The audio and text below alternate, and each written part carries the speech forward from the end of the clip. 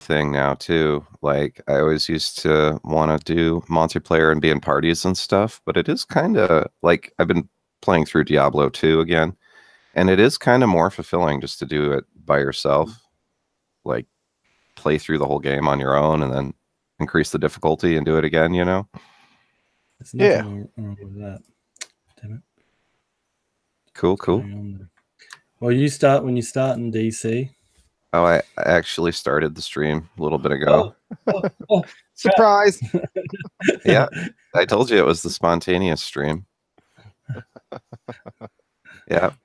So I had no plans to do a stream today, but I figured since I started my Patreon, it might be a good day to make an announcement and let people know about that. So I've got a link for that in the description box. And I included a link to Hardcopy's channel in the description box too. You haven't got a channel or anything, have you, Ninja? Oh, I've got a channel. Do you? I'm sorry, man. No, it's all right. It's not. I got 70-some subscribers. It's not like it's some sort of big to-do. Oh, that's cool. I mostly just have fun and hang out with people and do drawing and dumb shit.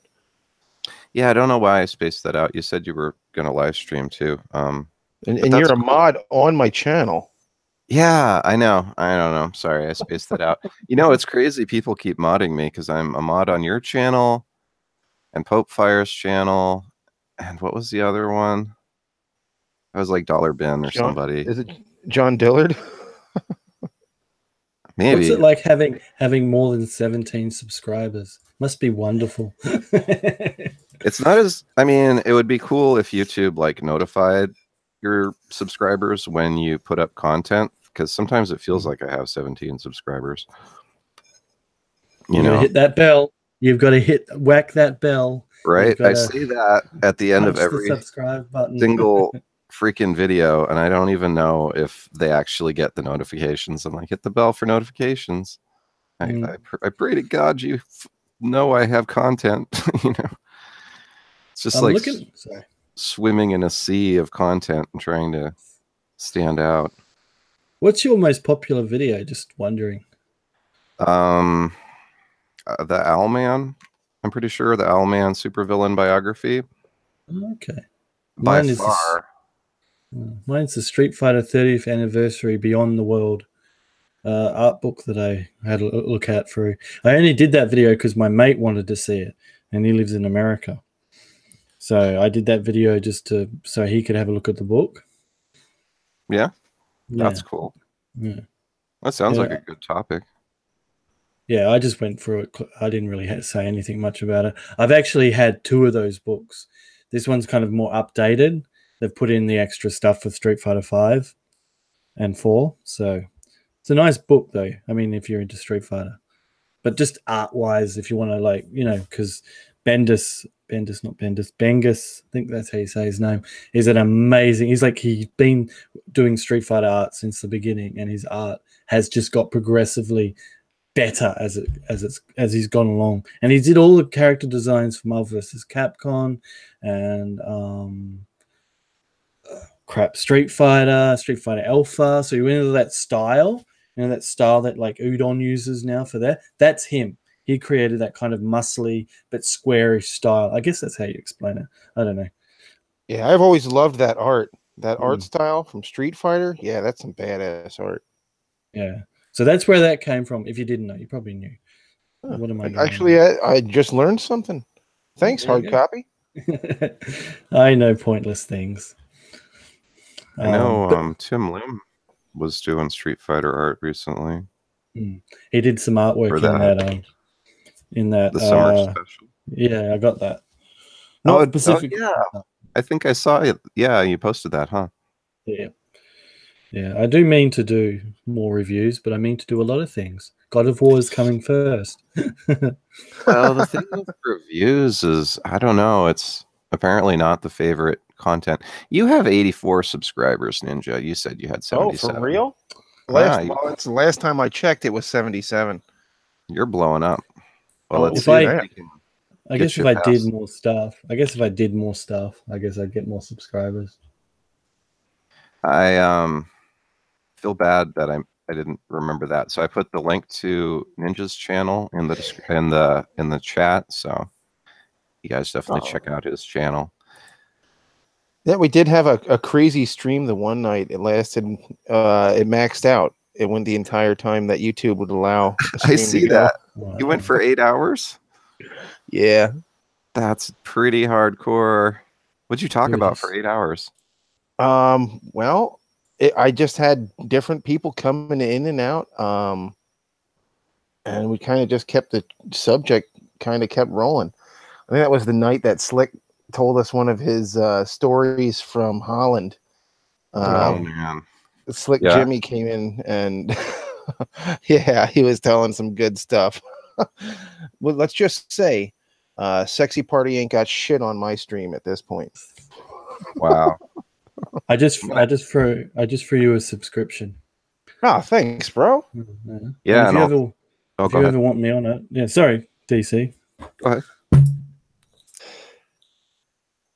You're saying if you ever want to be on. Yeah, if you ever want me on Ninja, I've got nothing better to do around this time. Ah, cool. I'm a live stream slut, so you know. What's your Twitter? What's your Twitter? Then I'll. You gotta audit yeah, I'll throw it in the message thingy. Awesome Dragon. Sorry? No, go ahead. I'm just. Okay. Copy. I'm just screwing around because you said you're a live stream slut, so I was like, "Oh, you're gonna get audited." You know, we're auditing the thoughts right now. I really wish you could. Thought patrol. The past like 24 hours, just straight up thought patrol. I love it. The thought crimes are not going unpunished. No, I haven't been participating, but it's really, really funny. Like, you get paid, I guess, if you like narc on people who haven't paid their taxes. So yeah, so they're just screenshotting all these like premium super chats and premium Snapchats and stuff that basically cam whores get. And of course, they don't report any of that income to the IRS, and it can add up to being a lot of money. So basically, that's the joke, is they're just using this evidence and giving it to the IRS to troll these thoughts, but then they get paid for it too. It's really funny, but also strange. I mean, I feel bad for them at the same time as it doesn't bother me. Like, not a thought. So I don't know. Yeah, that's the thing. It's like, I mean, they're doing their thing or whatever, trying to make money, but at the same time, better keep that shit on the up and up. Mm-hmm. Yeah, I mean, as long as they were reporting their income, that's fine. But like, who would report their income when they're doing that kind of thing? Probably very few of them. So it's a big thing right now. Oh, and man, even Newsweek had a story about it today, except of course they had their spin. They're like, that's the right-wing incel army out to oppress female sex workers. And I was just like, oh, okay, that's the angle we're going to go with. Not, tax evasion. Oh, that's how they got Al Capone. Yep. Yeah, even the Joker talks about that. The thought to Capone. Sorry, that sounded better in my head. That's how they got him. Yeah. He didn't pay for his premium Snapchats. You got to kick that into the IRS. Oh, okay. But we do have Alterna Comics fan in the chat, and I promised in the description I was going to talk about Alterna a little bit. So we should probably do that. Now, I've been really hyped for Alterna for quite a while. Really, as long as I've found out about it, like a good year now. Peter Samedi had his big stream and everything, but I finally got around to ordering some Alterna tonight. So that was another reason for doing the stream. I was just hyped about that. They're doing a 25% off sale, so I was kind of like, okay, $1.12 an issue. I really can't just pretend not to afford them. Do they do international shipping? Probably not. I would think so if you're willing to pay for it. Like, I don't know why they wouldn't. It's an Etsy shop. Okay. I did have a look at them when he first was. I remember he got attacked by everybody at that point. Didn't he get doxxed or something? Yeah, because he dared to say, "Mate, when you work for me," or something. But which is, you know, like if I said stuff on the internet about my job, I'm sure my boss would kick my ass to the curb, and deservingly so. But yeah, he seems like a cool bloke, and he does everything. It looks like he does everything himself, like send it out and post to packaging and all that. Sorry. Right? Yeah, like when Alterna blew up, it was crazy, right? Because he was getting, what do you have, like 17,000 comics to ship out, and it's just him working every waking minute to mail out boxes of comics. But just the books themselves look good too. So, well, I haven't seen any. You'll have to do I don't know. You have to do a video and show us all what you got going. What's got going on? Yeah, I'm definitely going to do reviews once they get here. It shouldn't be. It's what they say, like December 5th when they ship. So, hopefully less than 2 weeks I can start reviewing them. But like Diversity in Comics reviewed Go West at the very least. It's one of their comics. You know, if there's more reviews for them around, right, Ninja? Oh yeah, there's a bunch of people out there that have reviews for Alterna. Yeah. Even earlier today, I was on BitChute. I don't know if you guys use BitChute. It's kind of like a new YouTube. But I saw, just randomly scrolling around, let me see. I followed this guy, though, and he was doing a review of Zero Jumper. What was his name? Some random guy. But yeah, I watched some of that. That was part of why I decided to get that. And of course, Zero Jumper, like 2 of the issues were sold out. So I was just like, all right, I see how it is. I still got issues. That's fine. Yeah, I still got issue 2 and 4. So, I mean, I do stuff like that. If the first issues are sold out, if I really am into something, I don't worry too much, but still, it would have been nice. I can't stand that. I've got to have 1, 2, 3, 4, 5, 6. Yeah, I know a lot of people are that way, and it makes sense. But yeah, I'll pick up like issue 154 and just be like, "Oh, that was cool," you know. That's why I really like, you know, when the comic is written so you can understand it without having read everything in like the DC library to understand what's happening. Yeah, that's a good thing. Like I remember a lot of when I was younger, you collect Superman or Batman. You didn't really need to know what happened before because you would get, you know, like standalones. Yeah, standalone. That's the word I'm looking for. It's too early here. I mean, too late. I don't know. Okay. Yeah. So I like that. Yeah. I remember as a kid. I remember the very first Superman comic I read, he couldn't control his laser eyes, so he had to wear lead glasses. Oh yeah, kind of like. Is that where they got the idea for Cyclops have that? Yeah, but like he just couldn't control them because somebody had done something to his eyes. Probably something to do with kryptonite. That's always kryptonite. What's up with that new kryptonite? I saw you were talking about it. Oh yeah, the platinum kryptonite. Oh no! Yes. What did Bendis do?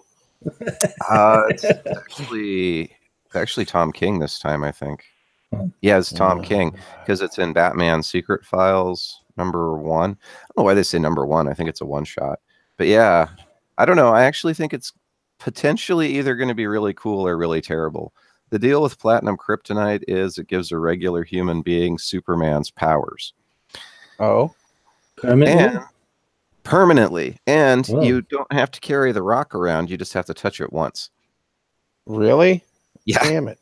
Seems a little overpowered. Did he get the idea from a role-playing game or something? You get those one-off things in like Final Fantasy, and it ups your luck or ups your strength for 1 point. It could be. I mean, there's been Superman stories like, you know, All-Star Superman, where Lois gets Superman's powers, but it's only for 24 hours. Yeah. So I was thinking more like that, but it's permanent. However, too, though, you know, what happened anyways in the issue is Superman just has it. He has the platinum kryptonite. Apparently, he went into this place inside the Phantom Zone and got it, and he gives it to Batman. so we don't see if Batman touches it or not, but everything that we know about it is just from what Superman said. So maybe it does give you his powers, but it also gives you cancer or something too. Like, we don't know yet. So what I think is going to happen is Batman isn't going to touch it right away. He's going to study it. Oh, I have a train coming by, so you guys got to talk. All right. I honestly think Superman's riffing on him, and he's actually going to make his pants fall down, like just randomly. He's going to he's going to capture Joker, and he's like arresting Joker, and it's good job, Batman. And then whoop, there's pants fall down. Batman. Superman. Well, didn't Batman have, powers like that? And in one of the comics, Batman, was it Zur-En-Ra or some shit like that? Where it was like, where he had actual superpowers, and like, what the fuck was that? DC would have to tell us. He knows, I'm sure. I do remember Batman Brave and the Bold. There was an episode where Batman went to another planet where he had powers and Superman had no powers. Okay, so, yeah. Maybe and I think that was based on the comic book, because a lot of that Batman Brave and the Bold was based on on the comic books, on the old Golden Age comic book, should I say. Oh, man. Plus, there's this, I just kind of Googled it, too, because I'm a cheater, and CBR has 15 times Batman gained superpowers. So I think it's happened a few times. Yeah, Green Lantern. I'm surprised he hasn't got a Green Lantern ring. He did. Had the Green Lantern ring? He did have one. Yeah. He had Hal's for a little while, if I'm not mistaken. Didn't he? Or was it? Oh, yeah. I guess it is. He was Yellow Lantern, too. Yep. Yellow Lantern. He held on to that ring for a while. Imagine the guy with the iron will of Batman having a Green Lantern ring. Oh, he was a White Lantern too, of course. Of course. That's ridiculous. I mean, I can see him being a yellow, or I don't know. I think yellow fits him the best, actually. Didn't he get offered the yellow ring? Did it was. Yeah, the ring found him, right? And it's like, hey, you have the ability to instill great fear in people. You know, Batman was like, okay. Yeah, I like how the rings choose the person. Yeah. It does that with Scarecrow too. It's yep. like, oh yeah, this guy's perfect. What's the boredom color ring? You have the ability to put great boredom on people or bore people out. Great. Bendis gets the ring. Ugh. Bendis. He gets the ruining continuity ring. Bendis. He gets the soy-based ring. He's the soy lantern. Yeah, he's the soy lantern. I love it. Oh man, I'm gonna parody that. I haven't even. Yeah, you should. I haven't even been reading Superman though, because it's just like painful. Yeah. Oh, you know who they had other than Bendis writing Superman? You'll never guess. It's the best person you could possibly choose to write Superman. Gail Simone. Oh, it's almost actually a little worse. Mags Versaggio. Yeah, you got it right. Oh, you've got to be kidding me. I am now furious. Who would let her near that? Who would let her near that? She has the writing ability of her. I mean, yeah. For Mags Versaggio, god damn it! It was a short story, but still, I was a little shocked. Going full Lewis Black here. Oh my god! Oh, I remember Lewis Black. I was just watching Screen Wipe, and he was on there talking about. You don't know if you guys have heard of Screen Wipe. It's a television show all about television. Charlie Brooker, who did that Dark Mirror. Black Mirror, you know, that short stories on Netflix about. It was like Outer Limits or Twilight Zone or some shit. Yeah, but with tech. Well, he did a review television show where he talks about mainly British shows, but he did do an American episode. But it's really funny. He's freaking hilarious. He went SJW there for a bit. I don't know now because I don't really follow him, and his show kind of went down the hill. But the first 5 seasons are hilarious, and I literally quote him. And he got me onto this thing in the coming out of the closet, which is what was his name? It's like a rap opera, and it's I've forgotten his name. He's a rapper. He's like really crazy rapper, and it's so funny. Check it out on YouTube. It's all over YouTube. There's people upload it constantly, and you'll laugh your ass off. Even if you don't entirely get British humor, you'll still laugh. I think you'll still laugh. My favorite British TV series was Red Dwarf. Oh yeah. Do you know they brought it back for a little while? It came back. They went to Roman times for a while. Oh, for real? Yeah. There was a couple of, I don't know. It wasn't as, it stopped, for me, it stopped being funny around season 4, 5, something like that. First season is gold. First season is solid gold. Yeah, that was a good show. You've never seen Red Dwarf? Oh my goodness. You gotta look that one up. Just YouTube it, man. It's all over YouTube. They're dead, Dave. Everyone's dead, Dave. Dave dead. They're dead, Dave dead. They're dead. So you're telling me they're dead? Gordon Bennett. I love Holly. Holly's like the best character. And then he turned into a woman for a while, and it's still funny. Yeah, that was a good show. DC, if you enjoy comedy, you'll be able to appreciate it. Oh, it's so hilarious. And there's hardly any British jokes. It makes a lot of fun of space and stuff like that. Okay. Yeah, it's not necessarily like they're trying to just be like, oh, we're English, you know. Yeah. It's pretty much just a funny outer space comedy. Oh, it's the whole thing's in space. Yeah. Yeah, it's set on the Red Dwarf, which is this giant mining ship. Okay. Yeah. Yeah, that makes sense. Yeah, and they're the only 2 alive. Lister was actually stuck in suspended animation because he broke a rule. I can't remember what the rule was, and they brought him back like 200 years later. Yeah, it's a fucking hologram. Yeah, and Rimmer comes back as a hologram, and there's a whole episode. I won't ruin it. Whole episode about Caspaccio soup, and it's just I want to go watch it again. It's freaking hilarious. That sounds good. Yeah, this stream has turned into making DC watch Red Dwarf, the stream. Oh, it always turns into making me watch something, but it's usually for the best. Yeah. Like Tango and Cash. Remember that? Yeah. You never had seen Tango and Cash before, what, like a year ago or some shit?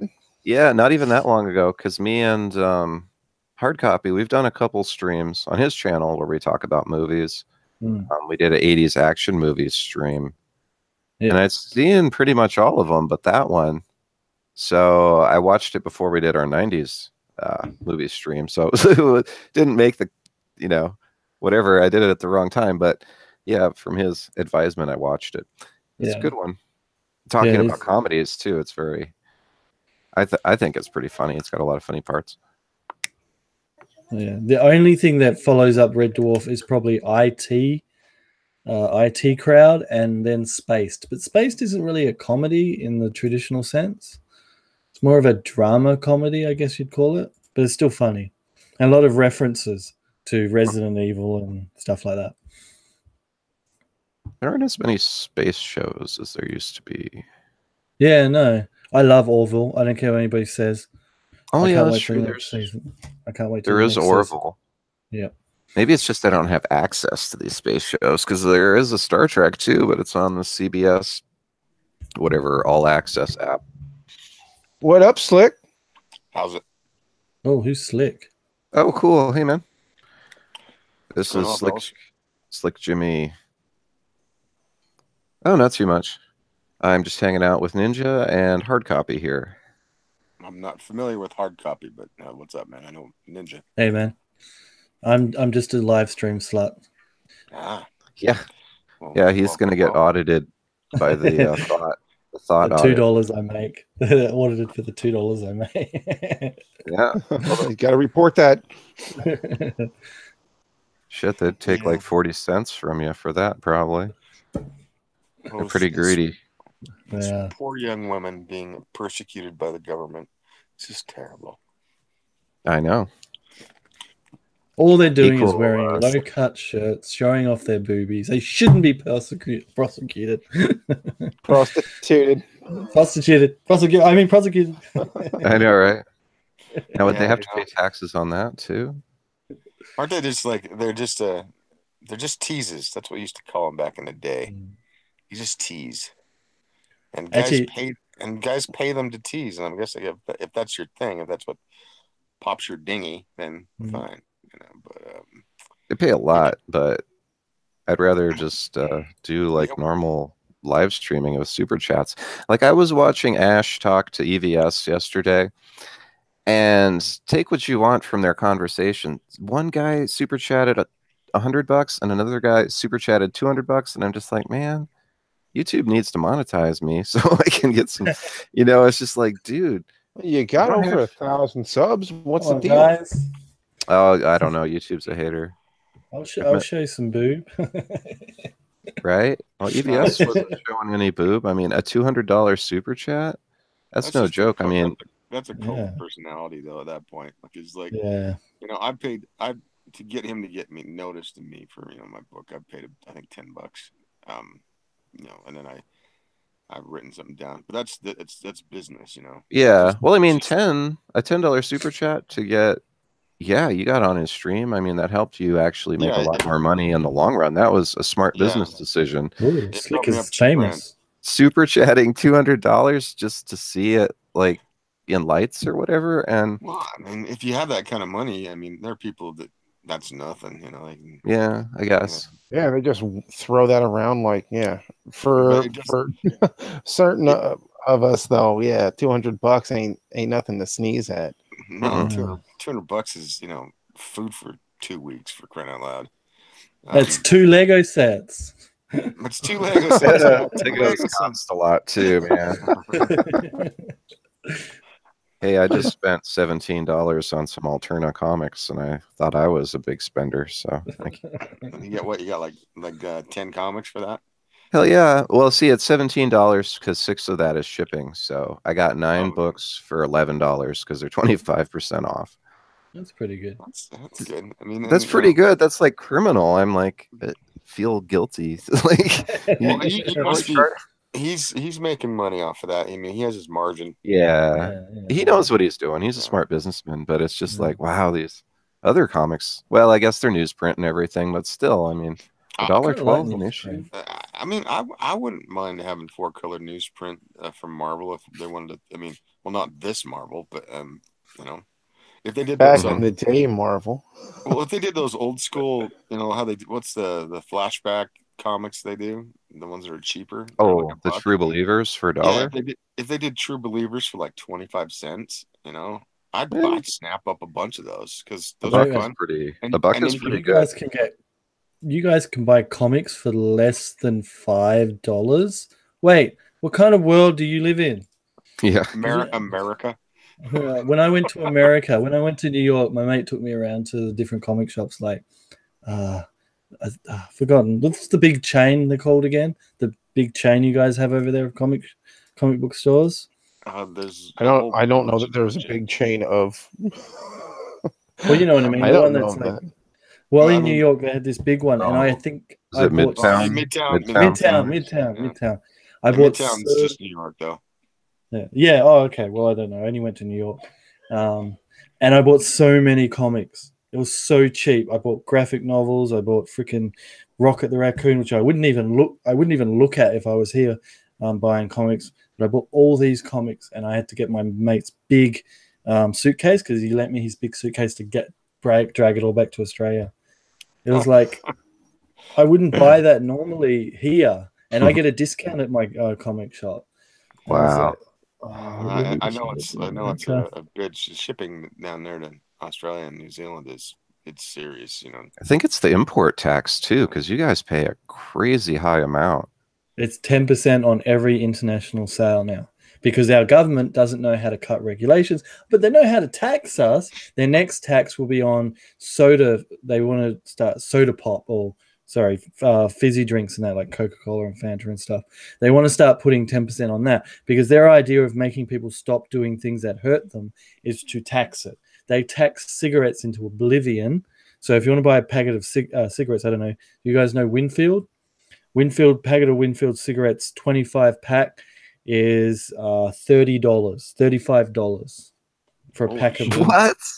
That's Australian dollars. So you just transfer that into America, which is like $30, I guess. I don't know what that's nuts. You gotta be I thought they were a lot. Yeah, that's a lot to. Yep. You I'm better not a smoke. smoker, but damn. Aren't they like 7 or 8 here? 6 or 7? It's $7 a pack over here in PA. And that's for I like don't know where you guys are at. Yeah, Where that's for no, it's not. Pennsylvania is near Philadelphia, about 45 minutes from Philadelphia, or 45 minutes from Harrisburg. I don't know if you're familiar with either of those cities, but yeah. Well, I'm a big Civil War buff, so yeah. Harrisburg had a battlefield near there. Yeah, and Gettysburg and all that. Yep. Oh well, I went to Gettysburg one time. Sorry. Me too. Oh, no. Gettysburg was fun. Yeah, It's pretty interesting to I've see been there all a the couple shit. times. It's so weird. Well, I went when I was 16, so I don't know. I didn't know what to expect. So you think like a battlefield, and you get there, and it's just really nice, like forests and fields with monuments and stuff. And you're like, oh, it's a big park. You think a battlefield, like they're gonna still be fighting or something. I don't know. Yeah, Like we you went there on a field trip. It's a big park where 56,000 South will people died. rise again. You think it'll be all just like craters and like dead bodies and stuff. No, that was 150 years ago. I mean, if you go to like Antietam or somewhere like that, you know, like all these people died. You go down, what's that fence road? Where's the skeletons? Yeah, like this is this road you go down to, and you realize on this road that's like, you know, just a normal road in the middle of a field, 20,000 people died right there. Yep. Yeah, Antietam was actually the bloodiest single day battle. Gettysburg was the bloodiest overall, but it went for 3 days. Antietam, in one day they had the most loss in Antietam, in one battle that went 4 days, 3.5 days. That was Gettysburg. They lost 55 or 56, I can't remember, 1,000, something like that. Yeah. It was a lot of men. So when you look at it, if you go to Gettysburg and you look at it, this park-like thing with like swards of grass and, you know, the monuments, and you realize that this place was covered with bodies. Then you kind of see the hallowed ground aspect of it, you know. Yeah. Did one of them become like this rogue scientist and build a giant spider? Yeah. Yeah, that happens. It did. It's a little known story that they did one movie about, and in the 90s, right? You seem to be had a loss. I'm here about my giant fly swatter. Sorry, I don't mean to make fun of it. No, it's all right. Everything I've learned from American history is movies. So that's kind of terrible. It's all right. I mean, that's all right. I don't know anything about Australian history except for Crocodile Dundee. It's an asshole, kind of. Have you heard of the Great EMU War? Yes. No, I don't give a shit about that. All we know about Australia is what we learned from Crocodile Dundee and Quigley Down Under. That's all. What about young Einstein? What? What's that? A young Frankenstein. A young How about Romper Stomper? That's actually just daily life. I romper stomped someone. I forgot the Road Warrior. We learned that. Ooh, we love the Road Warrior. Road Warrior. I had to stab somebody for some water just a few minutes ago before he jumped onto here. I actually assume that life in Australia is just the Road Warrior. That's like Sydney is where that took the deadliest spiders, like deadly spiders everywhere. Spiders and snakes and jellyfish and fucking sharks and koalas. I ride a shark to work. Yo, those koalas, I heard they're vicious. Koalas? Yeah, I heard that they're not nice animals. And the hordes of barbarian roos that come in from out of the outback and raid. It's terrible. Well, that's we the feed funny... Americans to them. They like Americans the best. Well, that's the funny thing about the EMU War. Like, they legitimately got in a war with the emus, and didn't you guys lose? I don't know. Maybe. Wikipedia says the emu won the war, but I don't know if that got edited. It was a strange time. It seems like you guys had more casualties than the emus. I think it's funny that most Americans think that AC/DC is from America. I think that's hilarious. Yeah. Really? No. They were from England.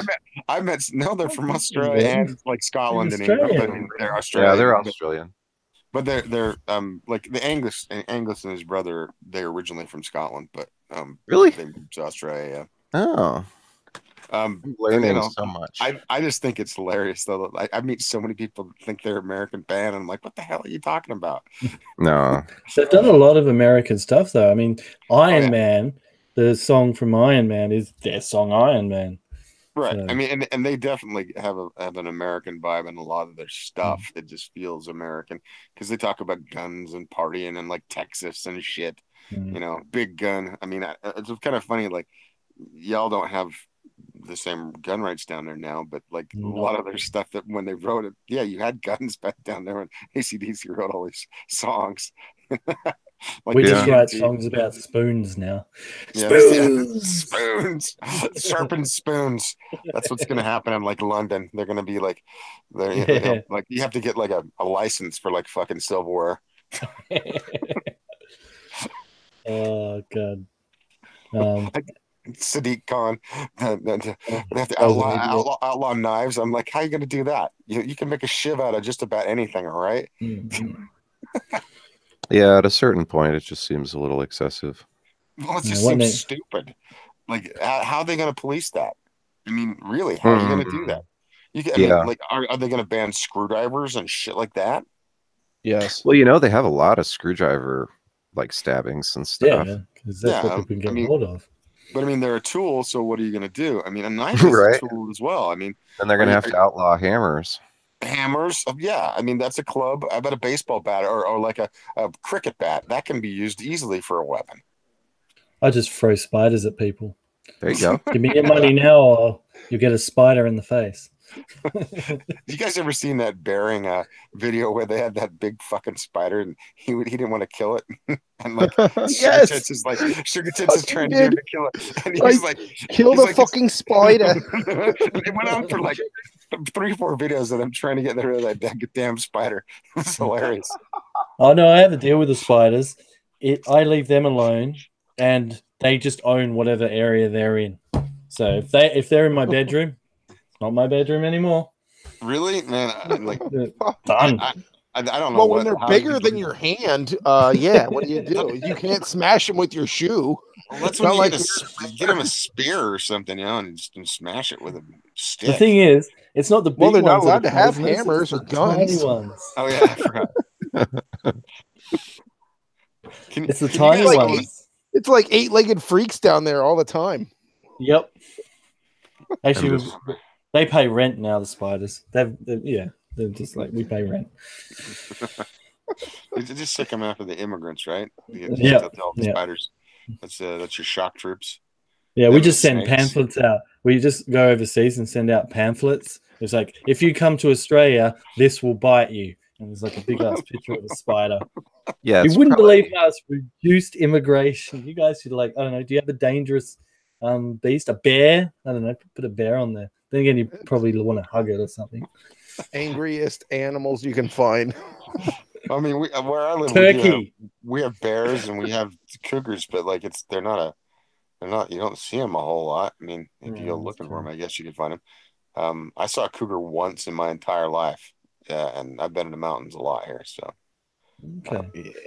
I always want to go, I really we have bush and it's really dry in it, so we don't really have you guys have forests and trees and all that. And I'd love to go to Minnesota or Pennsylvania or whatever and go camping and that stuff like that. Not too much though. No, I don't want to go full camping. It's a pretty nice place for camping if you want to do that. Minnesota up there you can find Superior. That's beautiful. Because I played Far Cry 5 and now I want to become a prepper.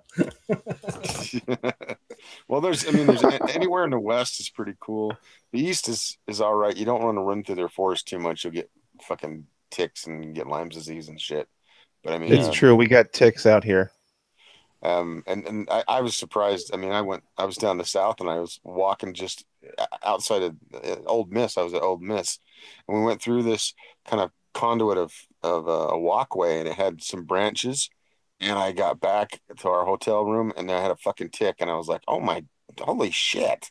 And it wasn't like I was bushwhacking or anything. Out here, we have ticks too. If you get out in the sagebrush, and you can get yellow fever if you get too many of them. But usually, I mean, you don't jump into rolling around in fucking sage.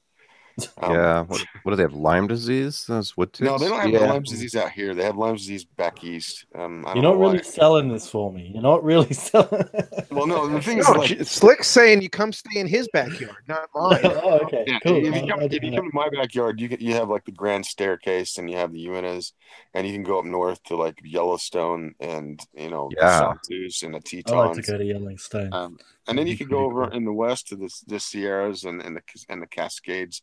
Which are most of the Cascades are a bunch of shield volcanoes. Most of them are actually active, but they're not like bubbling or anything. And they're beautiful. They're these big volcanic mountains covered with trees. You get down in the Sierras, they're high, and they have a lot of ponderosas and firs and pines, and they're beautiful too. A lot of beautiful lakes. You go to Crater Lake, you go to Tahoe, and then you get up north by Seattle. You got the whole Sound, and there's a bunch of islands up there that you can cruise around and stay on, and they have lots of camping on those islands, and then there's multiple national parks all up and down California, and then into Utah. Utah, we have 5 national parks here. Wow.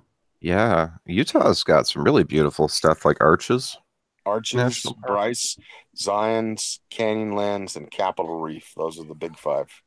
I just think that all Americans or all people who live in Minnesota, in that area, just are campers and outdoorsmen and hunting stuff. Because they have tons of lakes that you go up there, and they're literally like that.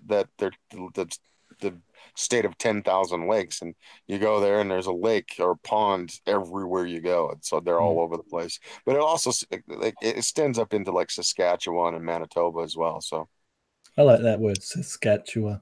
Such a cool word.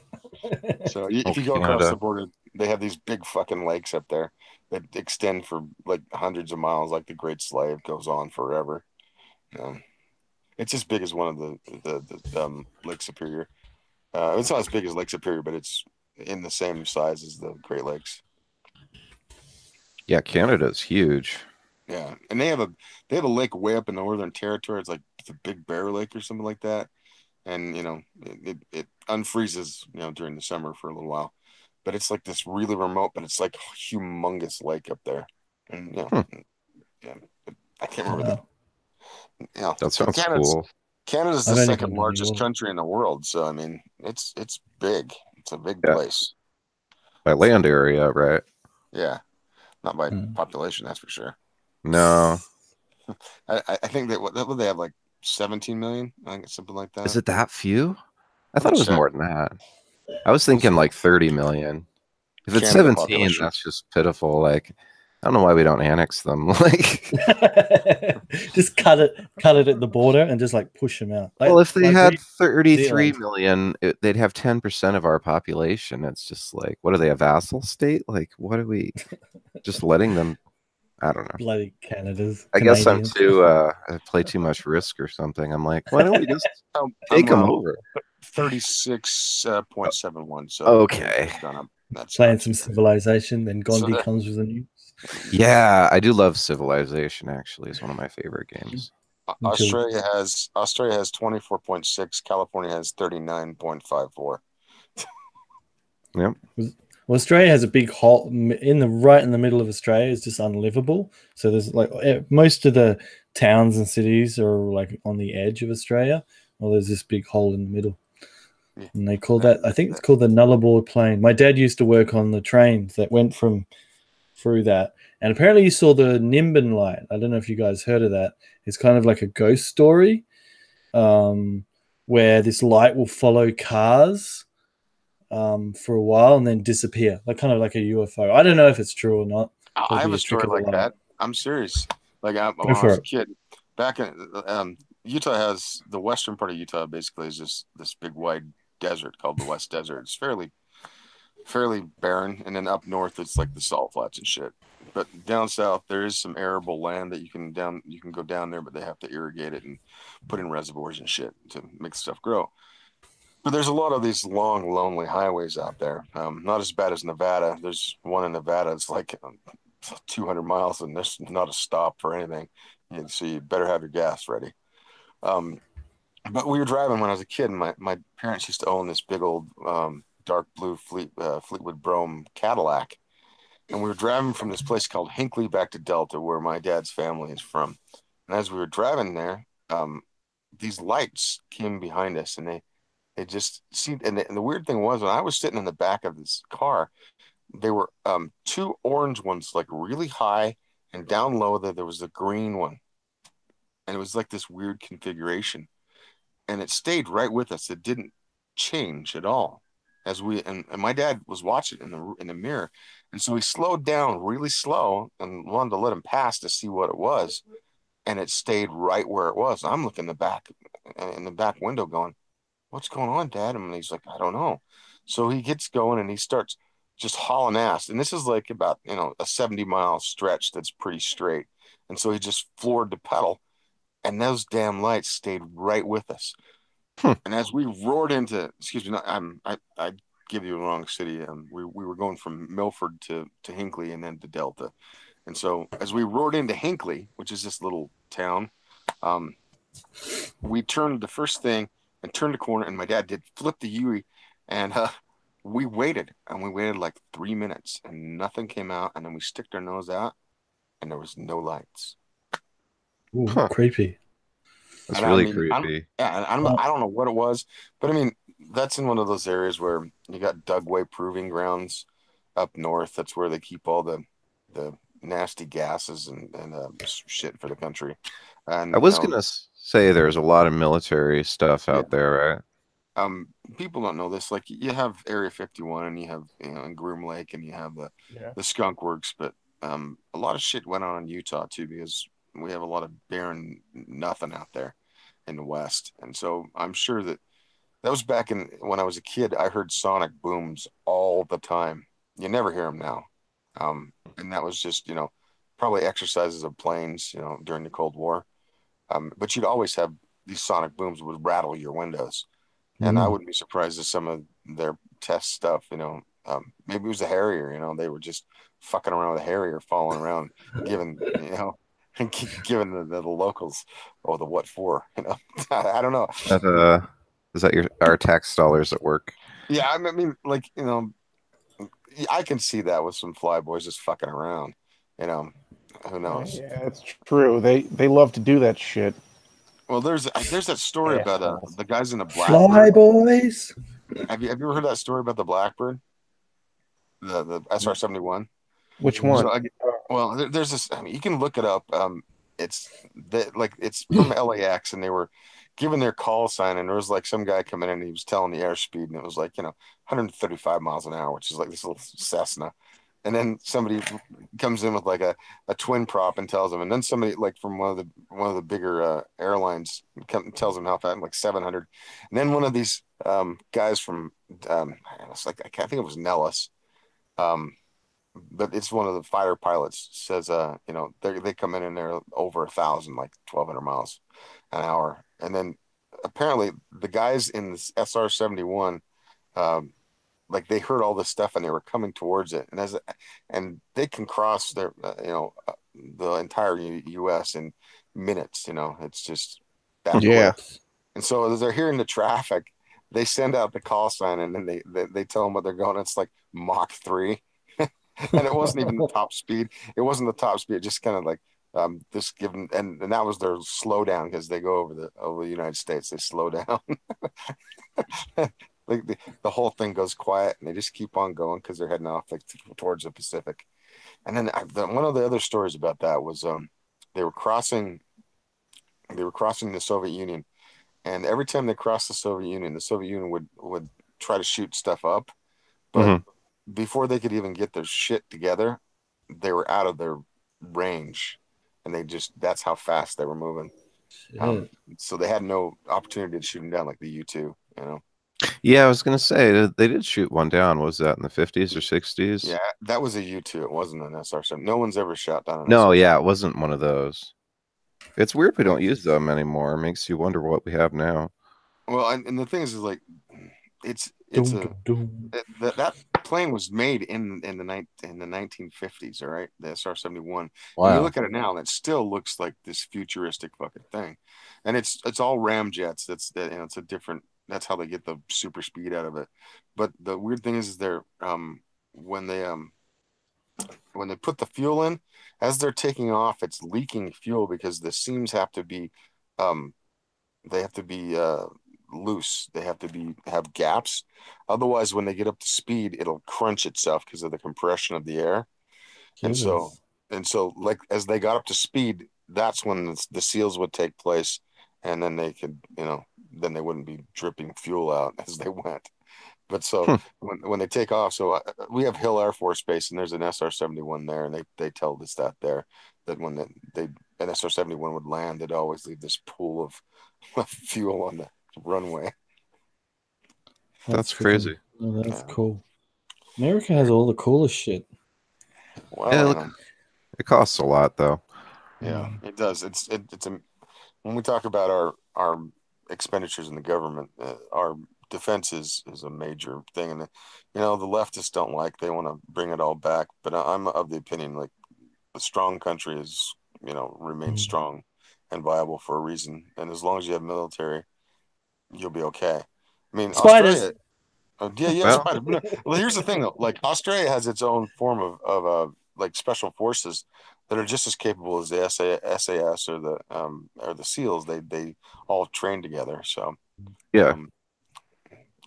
Australia's got a good military for their size. Yeah. I mean, and that's cool. I mean, it's always been known that you don't want to fuck around with the Australian forces because they're formidable, although they're not very large.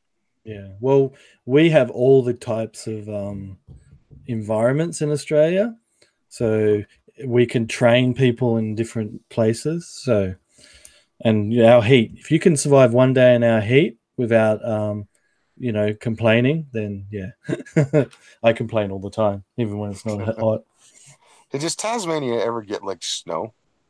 What's Tasmania? Oh, that little thingy at the bottom. Yeah, I think so. They get snow down there? Yeah, I think so. Like way, way down. I've never seen snow. I went to Japan. I went to Japan and I missed it all the time. I went in the winter. North Island. To go to North Island, they have snow up in that North Island all the time. Yeah, up the Blue Mountains and stuff like that. All the way up to the top near Victoria and all that. But nobody likes Victoria. Nobody likes snow either. That stuff sucks. I had a friend. I wish I knew. I've never seen it other than in my fridge. And I think that's called frost. You're not missing anything. I love not snow. Even snow angels. No, fuck snow. Like Eastern. Yeah, it's a pain. I don't like Eastern snow because it turns icy really fast. But I like our snow. It's packed in powder. Yeah, that's the thing is over here in PA, we get the shit ass snow. It just sits there for months. Yeah, you end up like these hills of ice because they're all nasty and black. And they're like, yeah, what are you going to do about it? I'm snow. What are you going to do about it? I'm delightful. Well, they usually just shove it over to the corner somewhere, and because that's what you do if it's really deep. And so you'll have like snow like piled up. Like I've seen snow as I walked out in 1983 after St. Helens went off. We had 4 feet of snow outside. It was pretty crazy. Had to shovel off our roof, and we didn't want our carports to collapse, so our whole neighborhood shovel off snow off the houses and stuff. It happened again in '92 as well when Pinatubo went off. Did you call the Plow King? There you go. That Plow King. I've forgotten how. Everybody has their own snow blowers and stuff, and it ends up, and we have big trucks that come around that they just push it off all the streets. Okay. These big huge dump trucks, and they're full of they have a big blade on the front, like a double blade, and then they throw out ice.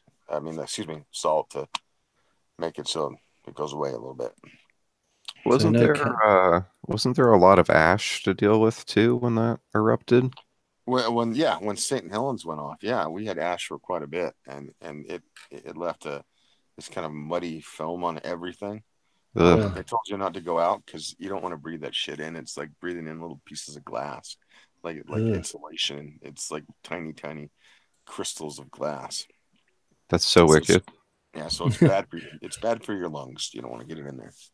But it was pretty cool. The one thing I love about snow is when it comes down and it covers things, and then you get you have the cloud cover and you have the city lights, and so like in the middle of the night, it's this kind of soft, warm light, and because it reflects off the snow on the ground and reflects off the low level clouds, and then everything's kind of muffled, and so you walk around in this kind of dreamlike state, and that's what I like about snow when it's like that. And I haven't seen that for a while. We haven't had that much snow for a couple of years. I think we're losing viewers because we're not talking about comics. We went from 9 to 4. I noticed that. I'm sorry. Would you like to speak about your Patreon DC Comics? Oh, sure. Yeah, I was going to change the topic a while ago, and then I saw it was already too late. So I was just like, well, half the audience is gone. But it'll be all right. Hopefully some people will watch it on the whatever rebroadcast. The sexy comics. We got to talk about those. Oh yeah, it's always about the comics.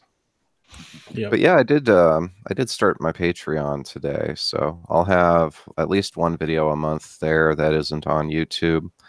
For the first one, I did the supervillain. Well, sometimes I do supervillain biographies. So the first one I put up on Patreon is the pre-crisis supervillain biography of Cersei. So that's pretty cool if people want to check that out. And I got a link to my Patreon in the description box here, the chat.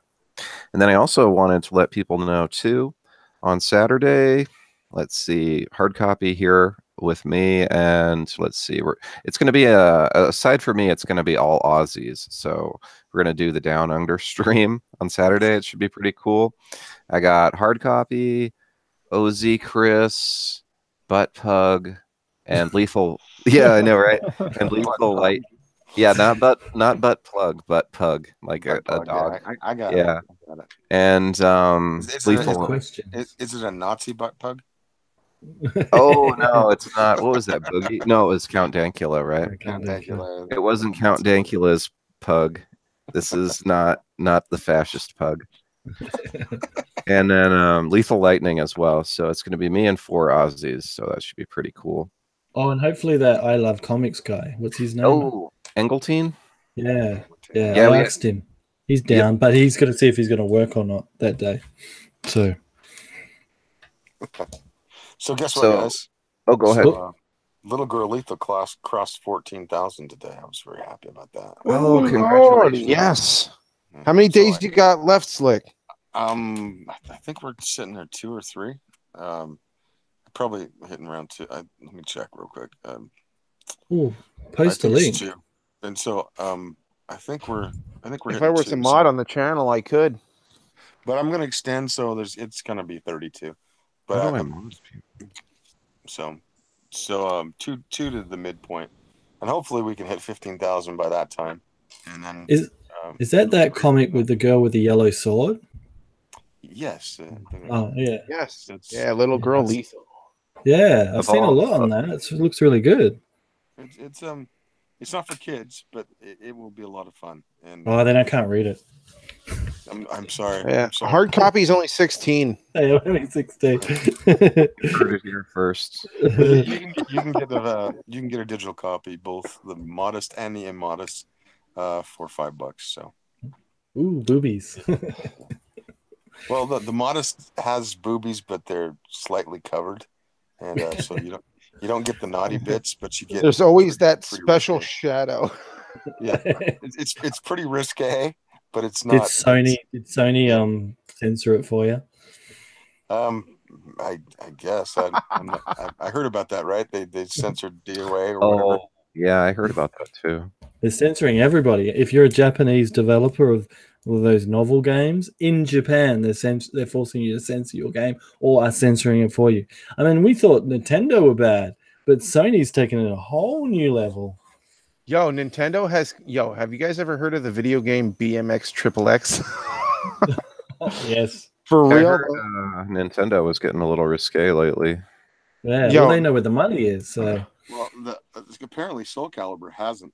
I mean, they're not really naughty, but they haven't pulled back. Like a lot, they still have their jiggle physics. So I loved their jiggle physics in Soul Calibur. Oh, especially man. like Ivy. Yeah, yeah. You could, and then one of the versions you could like up the jiggle physics, and so it was like they were really bouncing around. Like needs more. Yeah, like every time she did a move, it was like slap her in the face, that sort of shit. Yeah.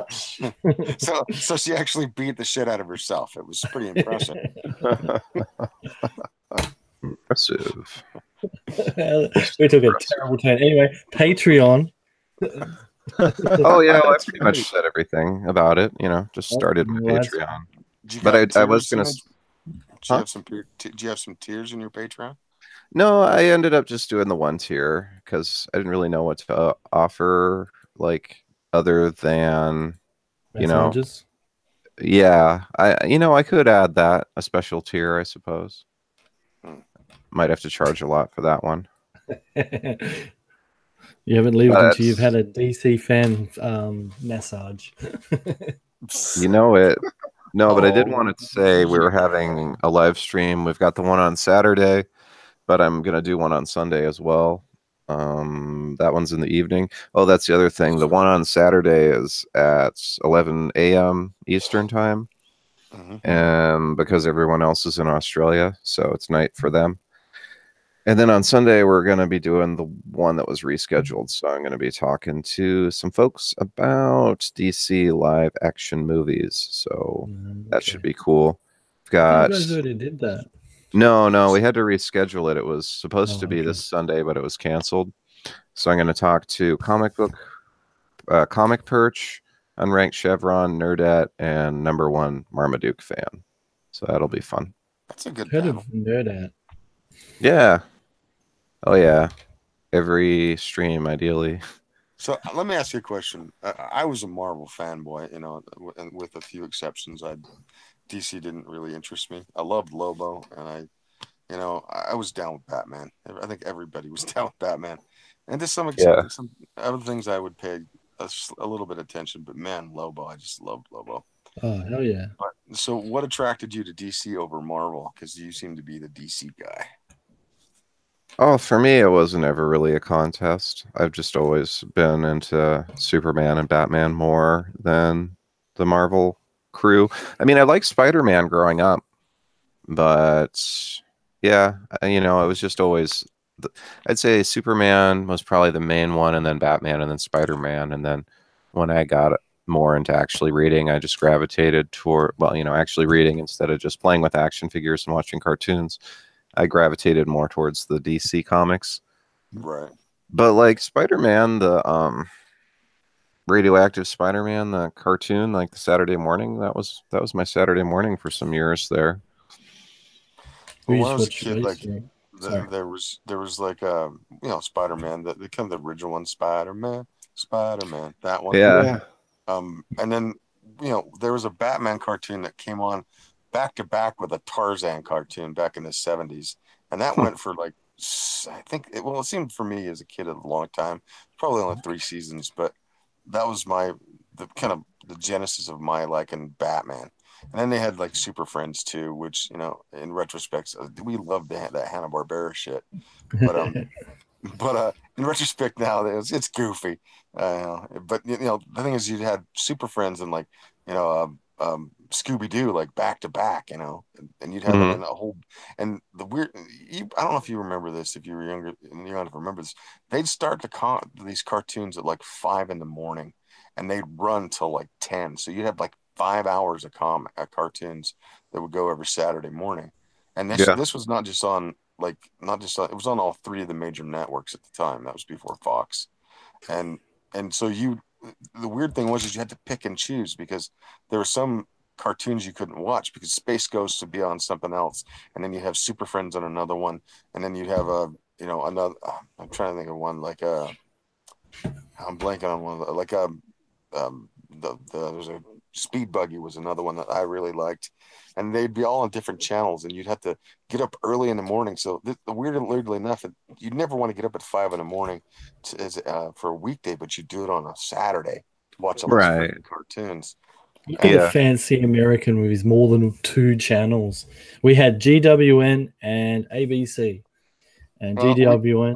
Sorry, when we were a kid, when I was a kid, we had the 3 big ones, and we had usually. We had 2 universities, so we had 2 local university channels, which are like PBS, and then they had 1 UHF channel that had all kinds of weird shit on it.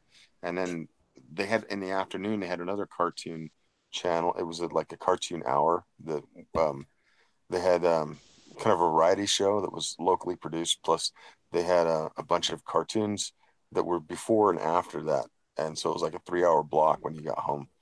And that was all the classic cartoons, like Warner Brothers and MGM and like Pink Panther and Fractured Fairy Tales and that sort of shit. But all the stuff that you got, the superhero stuff, was usually on Saturday mornings until you hit the 90s, where they started to have Batman and Superman. Back in the day. Like you're talking back in the 70s, I didn't really experience that, but they had, in addition to the cartoons, I mean, I've seen reruns, they also had live action stuff too, right? Like, they had ISIS and Land of the Lost, and there's another one I'm blanking on, but and they were if you watch them now, they're super hokey, right? But that's okay. Them, I thought that. I mean, I think it's cool they even did it. Yeah, they had the ISIS, and then they actually had a Shazam show too, right? Yeah, they had a Shazam that was live action as well. I love that Plastic Shazam Man. You guys ever watch Plastic Man? Yeah, they had a Plastic Man TV show, and he was really kind of crazy. One of the things that I really loved on the end of my first formative years was some animes that they kind of translated for us. They were actually far more adult if they'd showed the original versions from Japan, but we called them Star Blazers and Battle of the Planets. Now that's Battleship Yamato, and I can't remember what the Battle of the Planets was originally called. But we had those. We also had Astro Boy, which was one of the first cartoons. Kimber the White Line, which I barely remember. Odyssey or something. It was like the Odyssey, but in space. That was pretty freaking weird. And H&R. I love Robotech. Yeah, Robotech was a little bit later. I was in my teenage years by then. I was gonna say Robotech. That's like the one I remember from back then. I hate H&R Puff and Wasn't it really Macross though? And it was stuff. It was Macross, Southern Cross, and something else. Sorry, HR Puff and stuff was like a pothead's dream show, and that would come on Sunday mornings. That was a Sunday morning show for at least where we were at. I hated that because it took off Robotech. Yeah, I would not want to watch HR Puff and stuff. Robotech was so much cooler. Oh yeah, doom doom doom doom doom doom. It's stuck in my head. Robotech's lore is pretty deep too. I mean, it's not as deep as like Warhammer 40K, but it's pretty deep. There's a lot of stuff that goes on in that, and you can get far into it. And I had somebody explain it. I can't remember who it was now, but it was back in college, and he just showed me all this books and all this stuff about all the factions, and I was like, wow, this is serious stuff. And he goes, yeah, he played the games, and it's pretty cool. He's probably talking about the RPGs because the tabletop paper games are pretty intense. I just watch the cartoon. I'm cool. That's why I don't play D&D. Well, I was playing D&D when I was a youngster, like 12 to like 15. I played D&D, and then I discovered girls in football and stuff like that. I stayed in comics though. I still bought comics, and that's the weird thing. Everybody talks about nerds. It was only for the nerds. I'm like, my football locker room, we were passing around comics, usually like things like Wolverine and Punisher and shit. But I mean, it was there. The jocks of the comic world. Yeah, like Deathlock and and that sort of stuff. I love Deathlock. I wish they'd bring him back.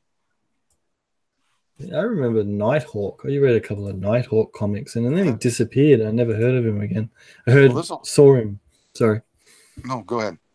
Oh, and never saw him again in the comics. And apparently he's just coming back for that new Guardians of the Galaxy with Cosmic Ghost Rider.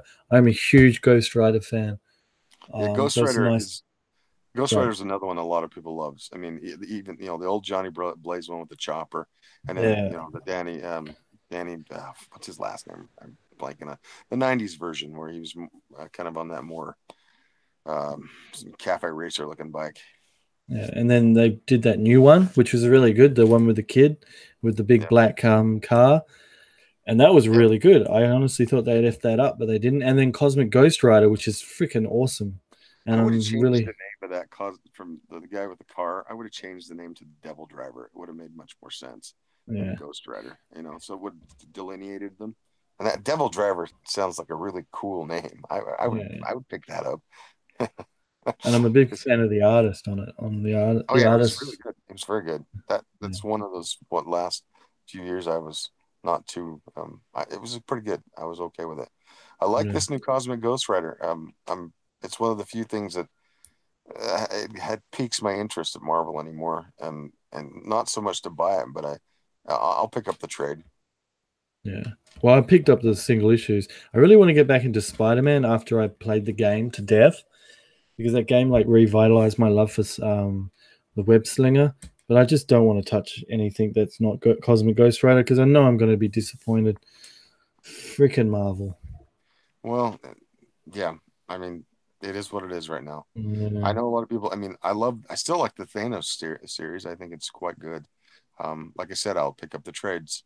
I'm not gonna shell out $5 for to support the rest of the company, which is a bunch of dross in my opinion. So and that's fine. There are people out there buying it.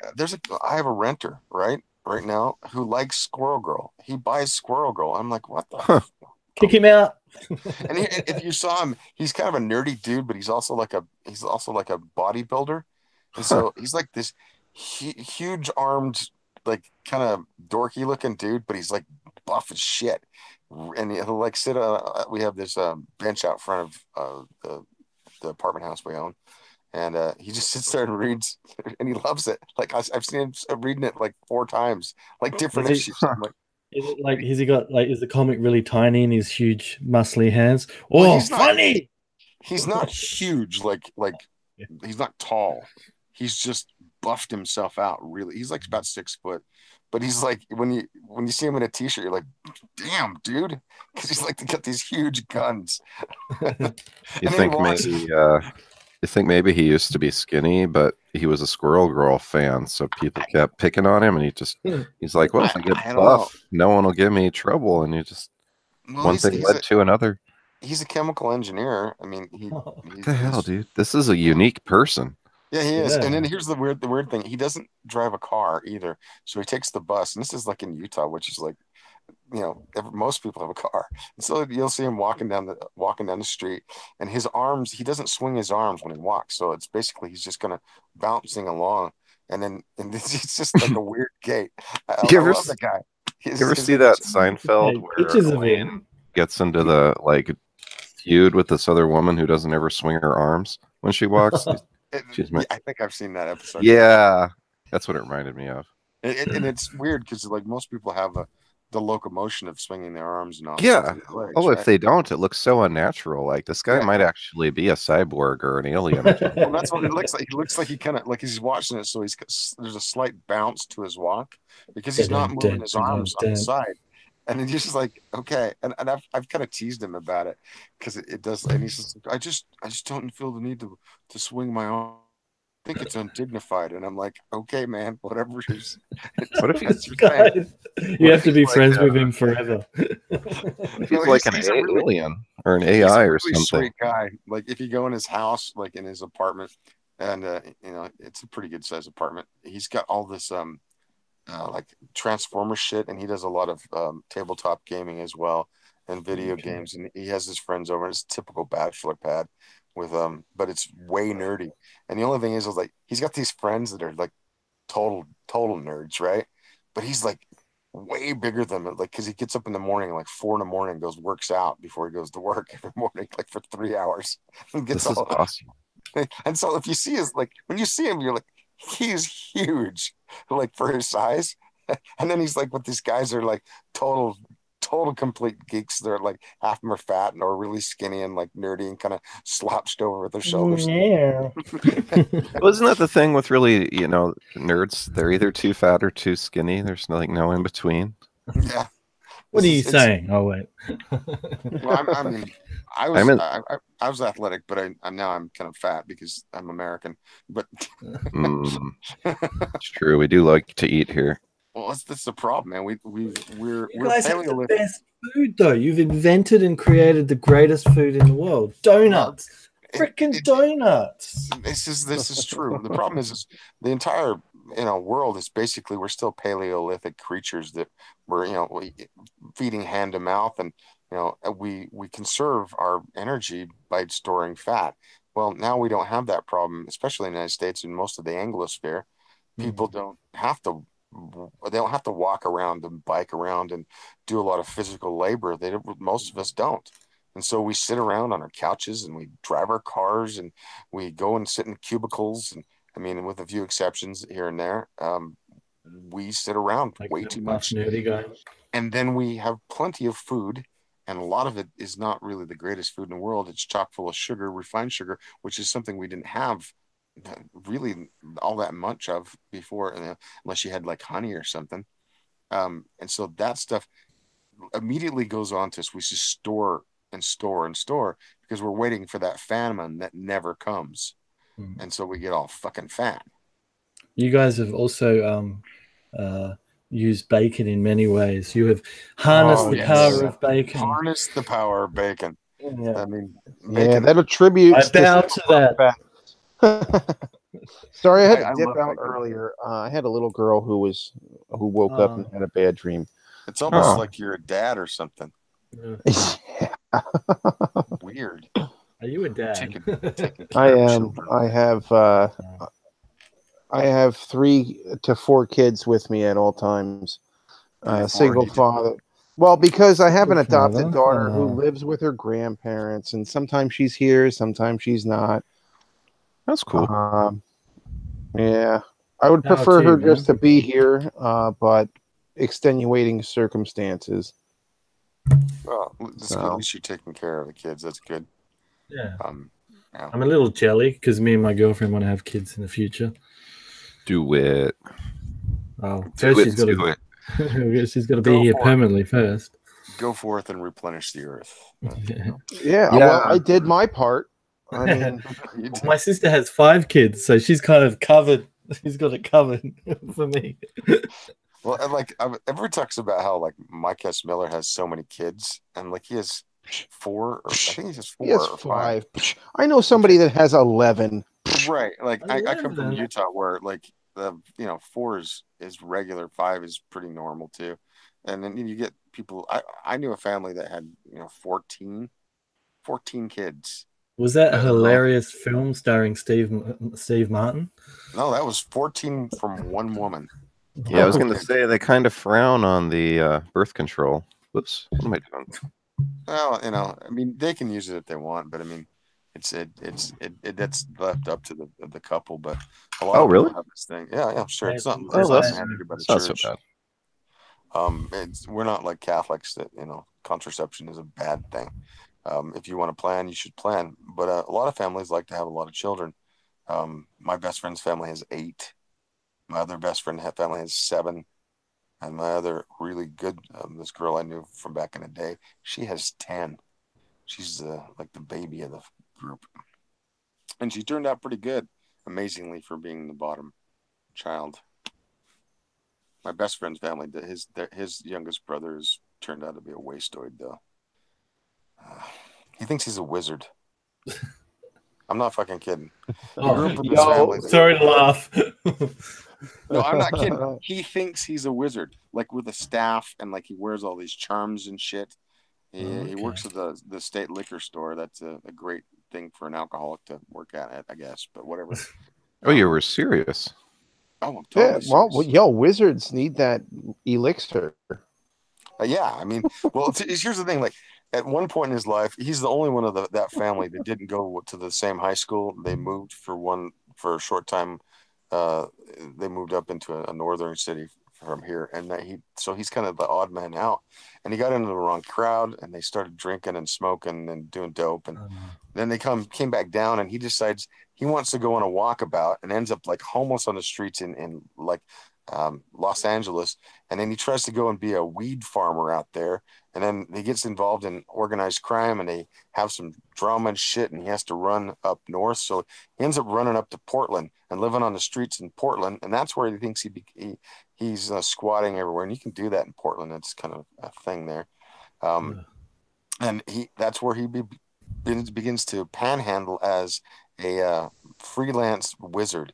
And in his mind, in his drug-addled mind, he began to believe he was a wizard. And so when he finally, his older brother, my best friend, came down from Seattle to collect him, he finds this kid who thinks he's casting spells, and that he's actually has some problems physically at this point because he hasn't been eating properly. And so they take him back home, and it takes him a good year to like kind of wean off whatever he was on. And still now, like, he come into the house and he's like got tattoos all over him. He's got tattoos on his forehead and shit. And you know, he talks about these people down the way that they're full of evil spirits, and he has to go cast out the evil spirits of these people because it's bad for the neighborhood. And I'm like, okay, Stephen. And he doesn't want to be called Stephen anymore. It's Esteban. Oh God. Is he making money from this casting spells? Because if he's making money, I don't know, but he has like all of his fingers have rings and shit, and he has a bunch of like a talismans and stuff hanging on around his neck, and he's got earrings and like a nose ring, and and he works at the liquor store, and he's a specimen of a human, I'll tell you that. You have a lot of interesting people in your life. Buff nerds, wizards. Well, if you saw the rest of his family, they're completely normal.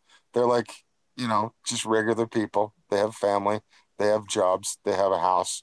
He lives in the basement. He's a typical millennial living in the basement. The only thing is he's like a dirty hippie as opposed to this being an asshole douchebag hipster. He's just a wastoid.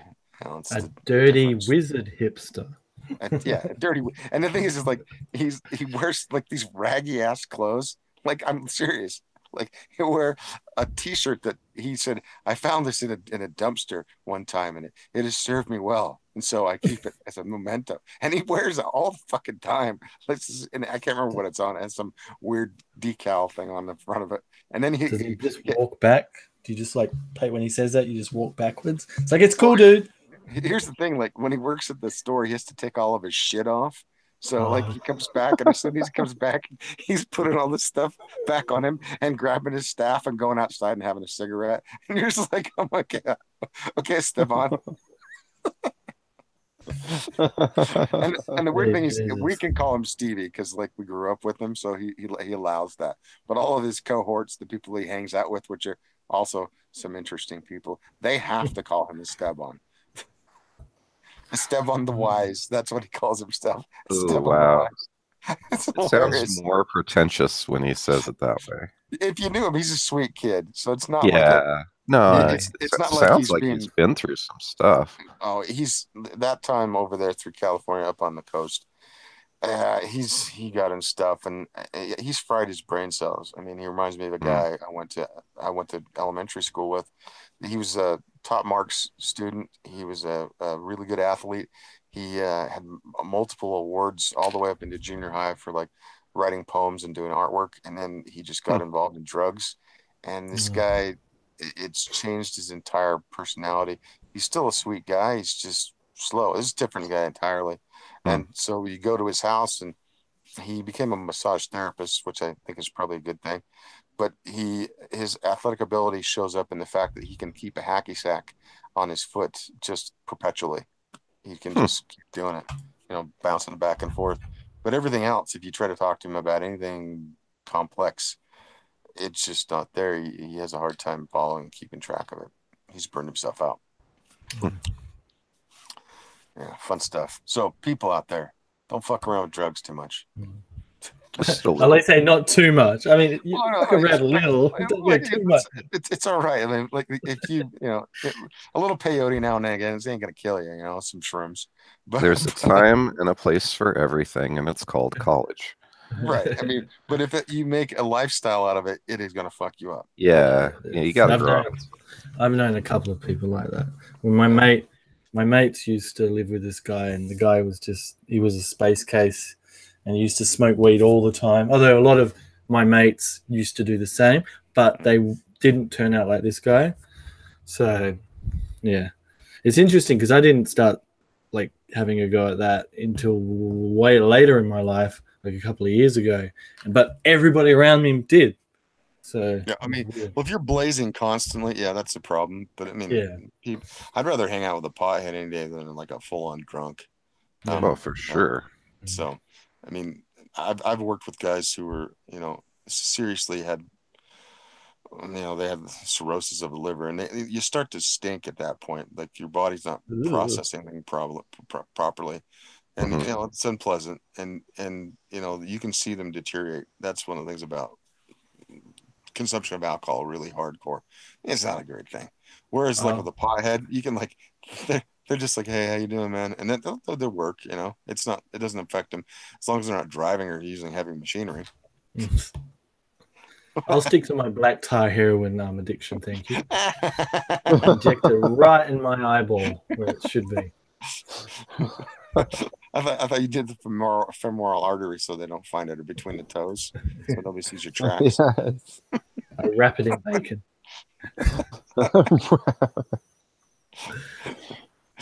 I can't believe this has devolved into like drug talk now. Oh, it always PSA. It always does. The more you know. Usually, if you stream for more than an hour, it turns into something. Well, we've gone from outdoors to booby physics to drugs. What next? I know we'll think of something.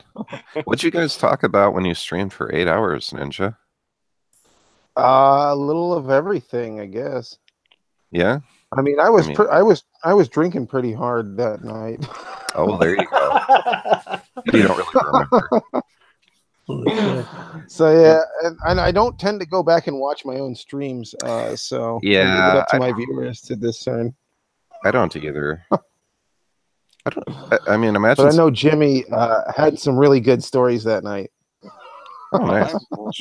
I've either collected stories from other people, or I've lived a little bit of life. I'm not like a crazy man, but I've lived around some interesting people, and interesting people make for interesting stories, or at least and maybe something like I think I bore the shit out of people because I get off on a tangent or something. But when you meet people or you do something, millennials, they often say that they live not for acquiring things, but like for experiences.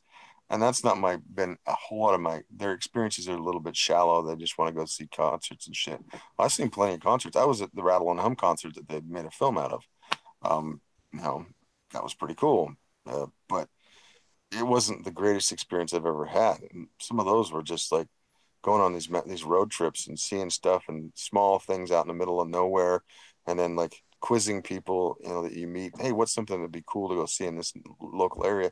And then you end up going to like a water hole or like some sort of hollow where they have this weird sculpture, out in the middle of nowhere in like Missouri. And you're like, this isn't on the map, but you get to see something like that. And then you meet people and they talk about their experiences, and they get a little loose as well, and you sit around. And since I was never been a big drinker, even when I drank, I'm able to catalog a lot of this stuff and stick it in my head and for future reference. Sounds like a start of a horror film. Oh yeah, that would be a great start of horror film. But like the place that I was talking about, have you ever seen those a place where somebody's done a lot of graffiti and like the kids come for a long time and they put more and more graffiti, and so it kind of makes a cake of paint on stuff. Yeah. They have one of those here in Utah too. If you're driving up north in northern, you'll drive past this dilapidated ruin alongside I-15, and you'll see all this fucking graffiti, and it's there. Nobody does anything about it. It's been there for like 25 years. Well, so it was kind of like this. So they said, yeah, there's this watering hole that you go here, and then there's like a little dell off the watering hole, and somebody had put this. They'd brought in rocks, and then built up this kind of sculpture, and then at one point, I guess somebody started painting it, and so. And it wasn't bad painting, like they'd come in with like taggers in the area, would put on these big blocks that they'd pulled in from quarries and made this kind of mound, but it was shaped, but it wasn't like anything recognizable. And then they had sprayed these scenes and like tags all over it. And then people would go in there and have keggers. And then so they'd put in more stones to make benches around this thing. And then they set up little fire pits around that thing. So you could have a fire pit here and a fire pit here and a fire pit there. And it's like just sitting in this little open space in the middle of the woods. Pretty cool. Yeah, that is cool. Oh, that's cool. Yeah. And then you had like you had a place to swim about 150 yards away. So a little bit of a walk. You go down and you can jump in this watering hole, and so they'd come have their little parties there after they, coming of age movie. Yeah, and it's a nice little setting for many different things. You could have that for a horror film, or you could have that for like a sex comedy, or you could have that for a coming of age comedy. And there's a whole lot of things. And who would have thought that, when I went to Nauvoo, because I'm Mormon, and that's where Mormons hung out back in the day, that just a few miles away from that, about 25 miles away from that, was this place. And we encountered it because we stopped at a diner and said, hey, it's a cool thing to see around here. I said, oh, well, let's take you over there. And so these people we just met took us over there. We jumped in the water, had some cute girls in bikinis, and we sat there. They drank their beer. We had a little picnic around this thing, and they kind of told us the history of it, and then we got back on the road. That's actually a good story. Naughty Mormons. Yeah, well, I mean, we're on a Rumspringer or whatever. I thought Mormons couldn't use technology. Or am I thinking? No, that's you're thinking of Amish. Amish. Mormons are very technical. We have sects of the original sect, SECT sect, our religion that have split off, that still have more than one wife, but the main church is different. We're not even supposed to call ourselves Mormons anymore. It was like a new edict. They want us to call ourselves members of the Church of Jesus Christ of Latter-day Saints, which I think is a ridiculously big mouthful. But that's a lot to say. Yeah, you could just say LDS, right? Yeah, and no, we can't say LDS anymore. We can't say saints. Really? We're supposed to say, yeah. Can't you even? I'm a member of the Church of Jesus Christ of Latter-day Saints, and I'm just like, whatever. I'm a Mormon. I don't care. Huh? But yeah, I'm kind of a Jack Mormon, so. Yeah. These heathens you hear so much about. Yep. Yeah. Slick and I are Mormons. I was actually born into the Mormon religion, so I grew up Mormon. Huh. Yeah, me too. That's cool. Pretty good, actually. I mean, I have to say, as far as it goes, Mormons were always cool. Like, they always had something. They were very family oriented. Did a bunch of fun stuff all the time. Very like potluck dinners, and have the missionaries come over to the house and play Double Dragon with me. Oh, nice. They do ask quite a bit to be, if you want like a temple recommend to be able to get into the temple, they ask quite a bit of a member to be that way. But they're not going to flog you if you don't. They're not going to shun you. They're just you're not going to be able to get into the temple. But people have this idea that we're actually very nice. When you watch the South Park episode that kind of deals with the church. You know, they're backhandedly complimenting us that, you know, we may seem to be weird and follow. You know, Joseph Smith seemed like a charlatan from the outside, and you know, granted, he looks like a David Koresh, like any other, you know, guy who started his own religion. Well, I've watched. Yeah, I know what you mean because I've watched that episode, you know, tons of times especially when that went into syndication. It was just always on TV, South Park. Yeah. But yeah, you're right. It wasn't nearly as mean as they could have been. It was kind of like, well, this is just another kind of person, and they're a little different, but they're really nice. And I know the Mormon kid even had his own little speech at the end, and Stan kind of looked. Yeah, Stan was the one that looked like the asshole, not him. So. Well, if you know those guys, they grew up in Colorado, right around a lot of Mormons. Yeah. Mormons are hard to dislike unless you meet an asshole, because there are asshole Mormons. But most of the time, they're very friendly, and they will literally take you into their house, and they will feed you. I will do that. I mean, we'll eat you. What? Oh, I thought you said eat you. Sorry. Eat you? No, yes, we'll take you in. Yep. We'll eat you. It's a tradition, you know. A little bit of cannibalism. It's no problem. We're like Maoris. That's New Zealand. Yeah. Well, there's a lot of Mormons that are Maoris, so. Yeah. Oh, wow, I didn't know that. Yeah, a lot of Polynesians are Mormon too. I have a Polynesian. I grew up with a Tahitian, Samoan, Hawaiian family lives behind us. So, see, I don't really like differentiate too much the different types of Christians. It's all just kind of like, well, a lot of Christians don't think we are Christian, so yeah, that's something too. You got Jesus in the name of your well, what else do you want? We're not technically Christians, we're Mormons. Well, I guess I don't know enough about Mormons do classify themselves as Christians because Jesus Christ is the Savior, but some more vitriolic born-again Christians and evangelicals usually classify us as one of the 4 great cults. Now they have 5 because they put the Scientologist in with them, but like I was going to say JWs. Yeah, the Jehovah's Witnesses, the Christian Scientists, and the Seventh-day Adventists are the 4 great cults. Really? And we're the foremost because we were the first to That's show something up. to be proud of. Well, we're the first homegrown, like, American religion that just kind of sprung up, you know. But yeah, we even call ourselves a peculiar people. So we are different. Instead of the chosen people, the peculiar people. Well, here's the thing, though. We believe we're part of the house of Israel. We're just not from the house of Judah. Most of us are from the house of Ephraim. So, but yeah, so there you go. Interesting. We do believe we're part of the covenant that was made with Jacob and Abraham.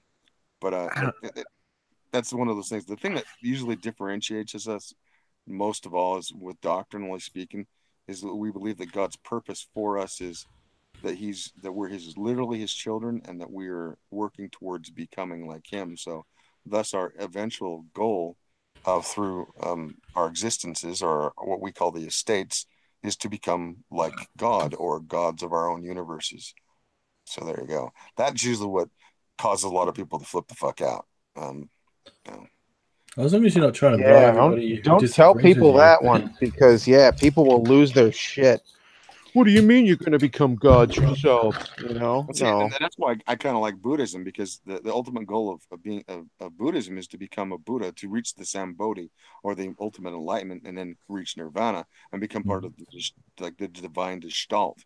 The overmind that is what Buddha is part of. And then there's multiple Buddhas through their beliefs. I mean, the Dalai Lama is considered a Buddha on Earth. So there you go. I mean, and then there's different kinds of Buddhism too, right? Yeah. Well, it's like normal Saiyan and Super Saiyan, and Goku is the ultimate Buddhist. Well, everybody thinks like Buddha is like the big fat guy. He's like, you go to like Southeast Asia, he's a tall, thin dude. So, you know, Siddhartha Gautama, the original Buddha. Oh boy, they've been building those big Buddha statues all over the place over there. Yeah, they do, and they're usually golden and shit. You know? Yeah, they're huge. I was watching. It was like the top 15 tallest man-made structures in the world, and like 7 or 8 of them were freaking Buddhas from like Thailand and different they parts take their of Buddhas serious, man. Yeah. The funny thing is, Buddha wasn't even Asian. Like He wasn't Far East even Asian. 400 feet tall. He was Indian. he was an Indian prince that decided to become an ascetic. So yeah, The Simpsons did some stupid episode on it.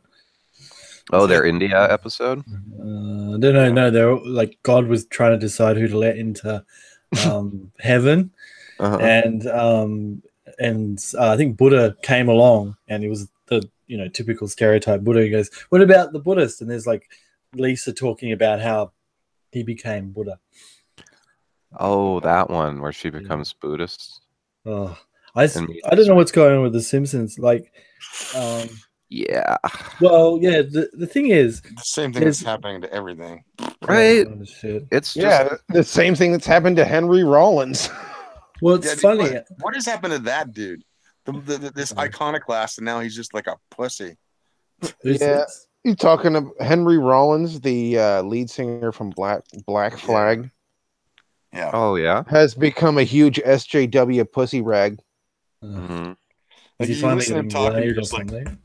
I don't know. Like, I mean, like he used to be this like hard raw, like iconoclast. He was a malcontent, and now he's so PC. It's ridiculous. I'm just like, I can't believe he's the same dude. Wow. I think he's a clone of Henry Rollins. Man. Could be. Like, I mean, if you take what he used to say and then like you compare it now, he'd say, "I've never changed." I'm sure that's what he'd say. And you'd be like, I know. Really? We have recordings, asshole. Well, it's just like all these comic book pros. They don't think they've changed. You look at Jerry Conway's writing from 20 years ago, compared to what he says on Twitter today. It's like, dude, come on. You were stuffing people in refrigerators. I mean, like, you got to get. I can't even. It's just like, where's I am going to I'm going to throw some shade Gail Simone's way. I'm going to have in one of my episodes, there's going to be a warehouse full of women in refrigerators, bodies. I'm going to do it on purpose, and I'm going to probably spell out Gail somewhere in it. That side is ridiculous. If you would even look at both sides of that, like the whole list is ridiculous. More men have died in comics to further a plot. Actually, more men have died in general in popular media to further plot points. And just because, I mean, she's done a couple of all right comic books, and I admit that I enjoy some of the stuff she did. So Wonder Woman wasn't too bad, but she just needs to stop. Just either stick to writing or just stop. I think D and C said it properly. She had like 2 good stories in her. She's done. I mean, apparently Plastic-Man went down the tube like freaking after issue 1. So, sorry, that's my rant. I was collecting the Dynamite Red Sonja. I've been a Red Sonja fan like from way back. Yeah. Yeah, I was gonna go. Yeah, since I was a little kid.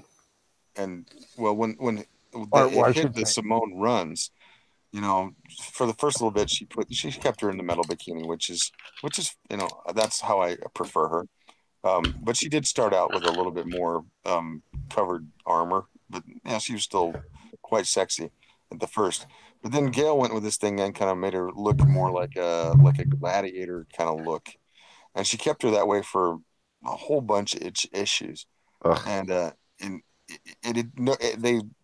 the time, the issues just dropped in sales.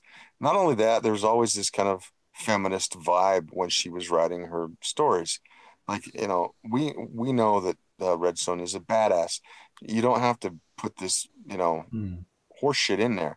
Red Sonja can hang with any of the boys, anytime, anywhere, and but she has to put this thread underneath her writing that it would just rankle me. And so like that whole when I stopped buying the run, and I haven't bought the compilation, they've done the volumes, I just haven't bought the trade, because I just don't give a shit.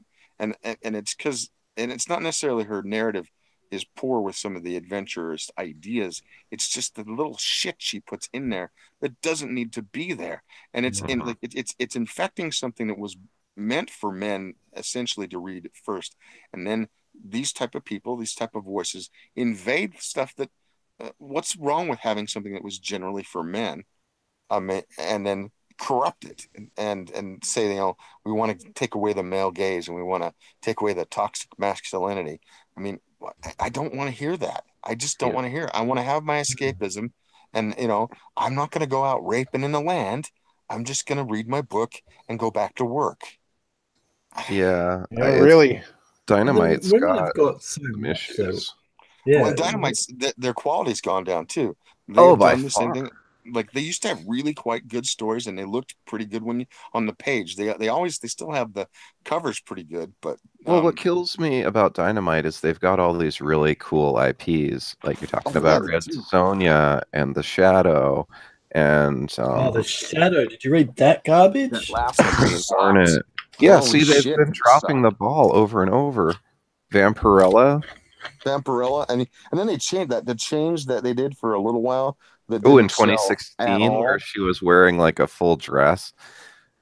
What? That was so crappy. I actually reviewed that, and it was really too bad because they did an issue 0, which was freaking badass. I gave it like a glowing, like a 5 out of 5 review, and it was only 25 cents.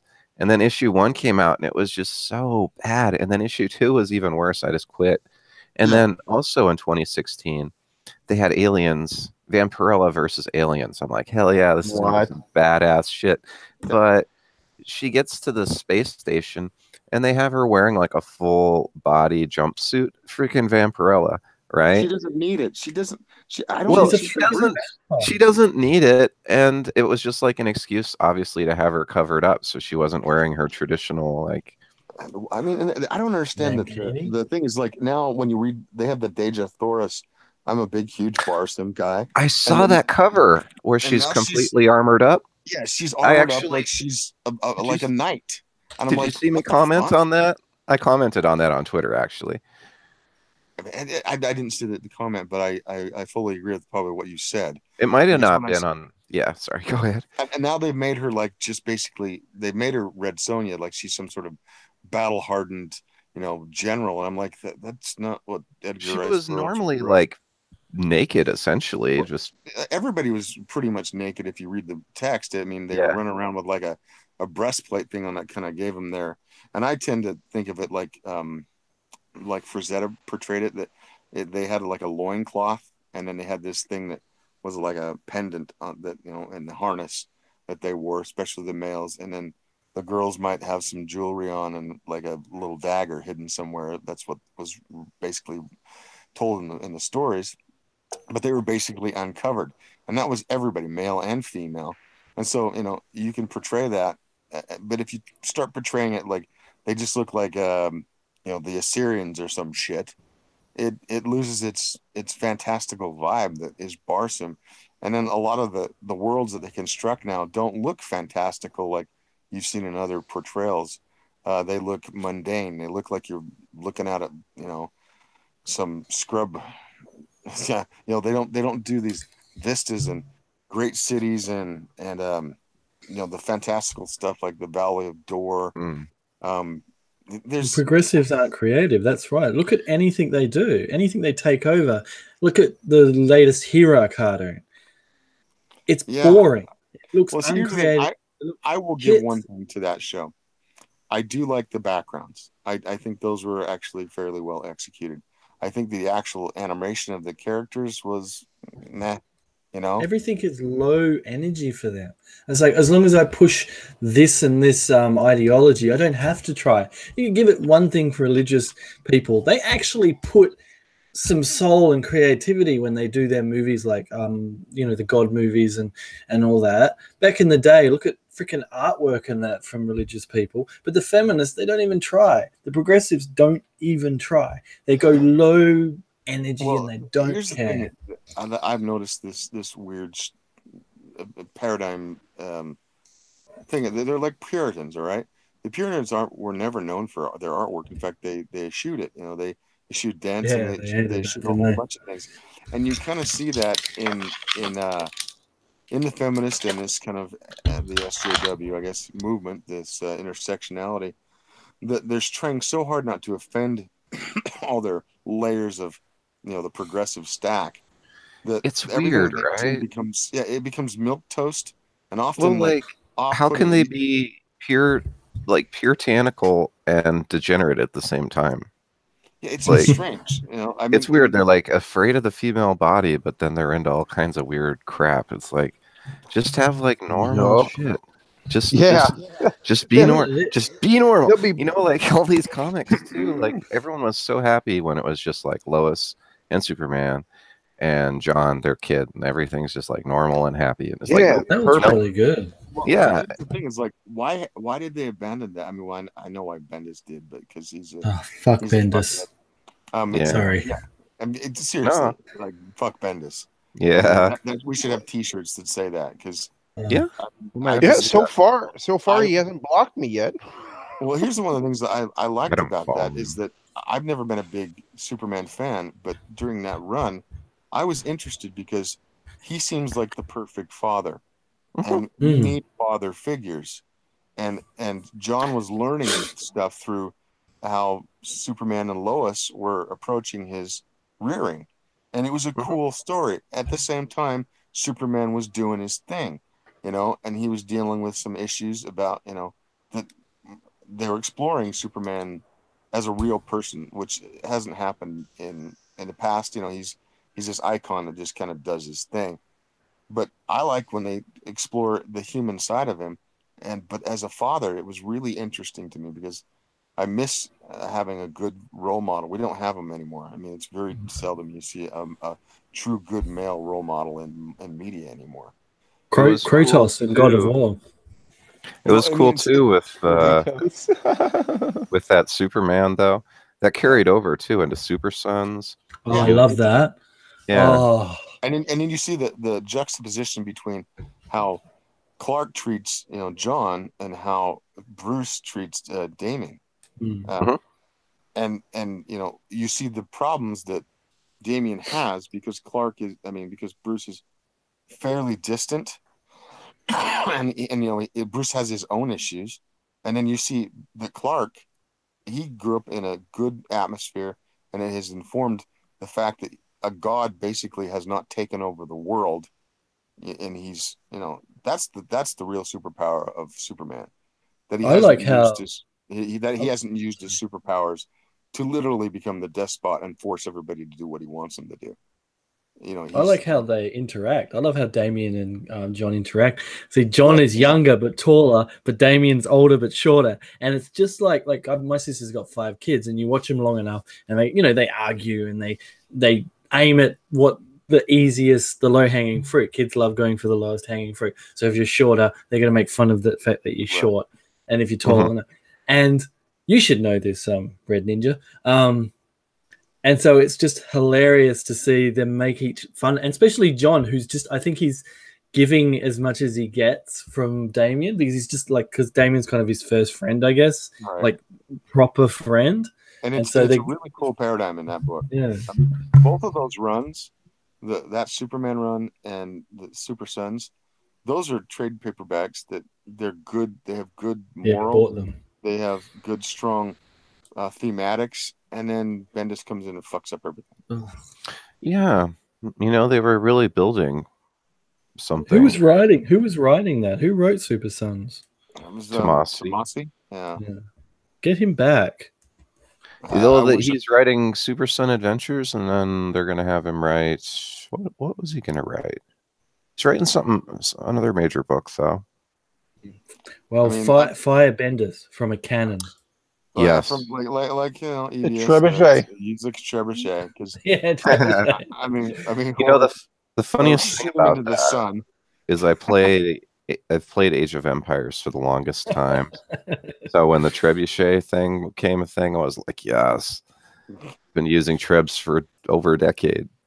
Right. I remember seeing something back in the 90s. There was some guy up in it came out in the 90s. Well, yeah, but up in I'm talking like for real. This guy up in Alaska lived along this lake, and he built this big fucking trebuchet, and he was like taking old cars and like slinging them into this lake.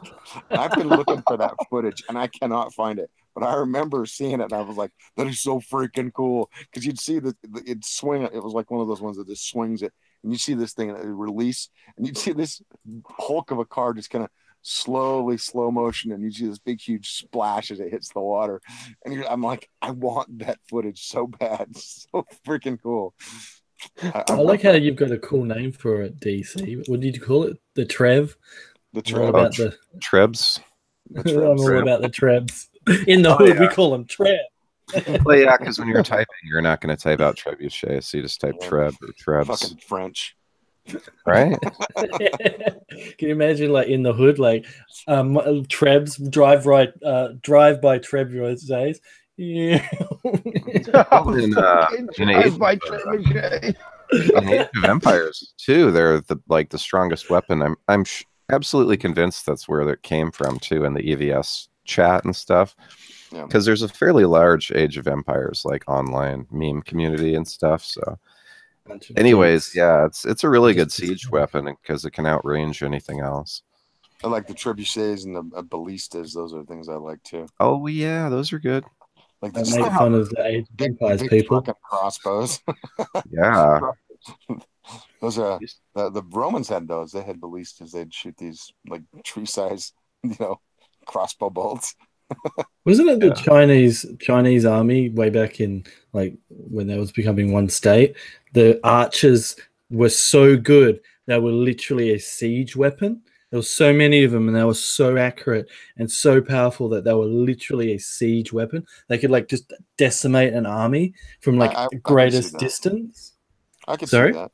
Yeah. I could see that. The Mongols could shoot on a horseback with these little short bows, and they were really super accurate.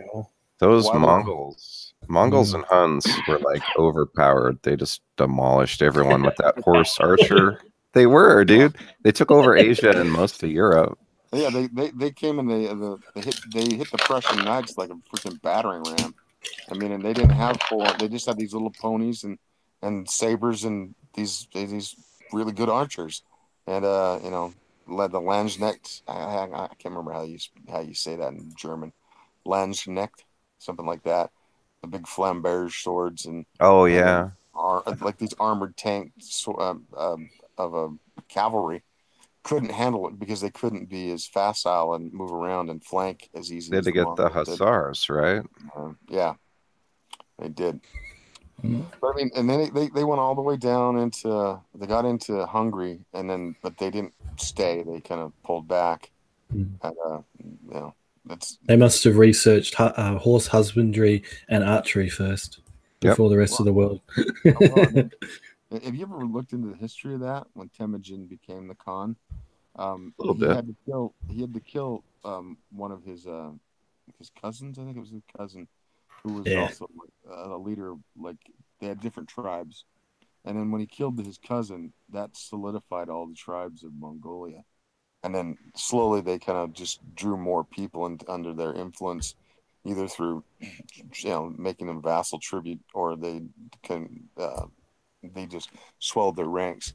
And then they took over China, just took it over. One place they didn't do was Japan. They got a big fleet together, and the kamikaze wind took them out, and they only had a few of them make land, and the samurai did away with the rest of them. Didn't that happen like twice too? They tried again. Tried twice, and it happened again. And so after the second time, I think the Mongols said, "Well, maybe they have giant robots." Right? Kaiju rose up out of the sea and caused a storm. It wasn't a wind; it was actually Godzilla. That wind saved Japan's ass, though, because the Mongols, they sent like tens of thousands of ships, like they were gonna fuck them up, and Japan was not prepared. They only had a few guys. They were elite guys, but they were way outnumbered.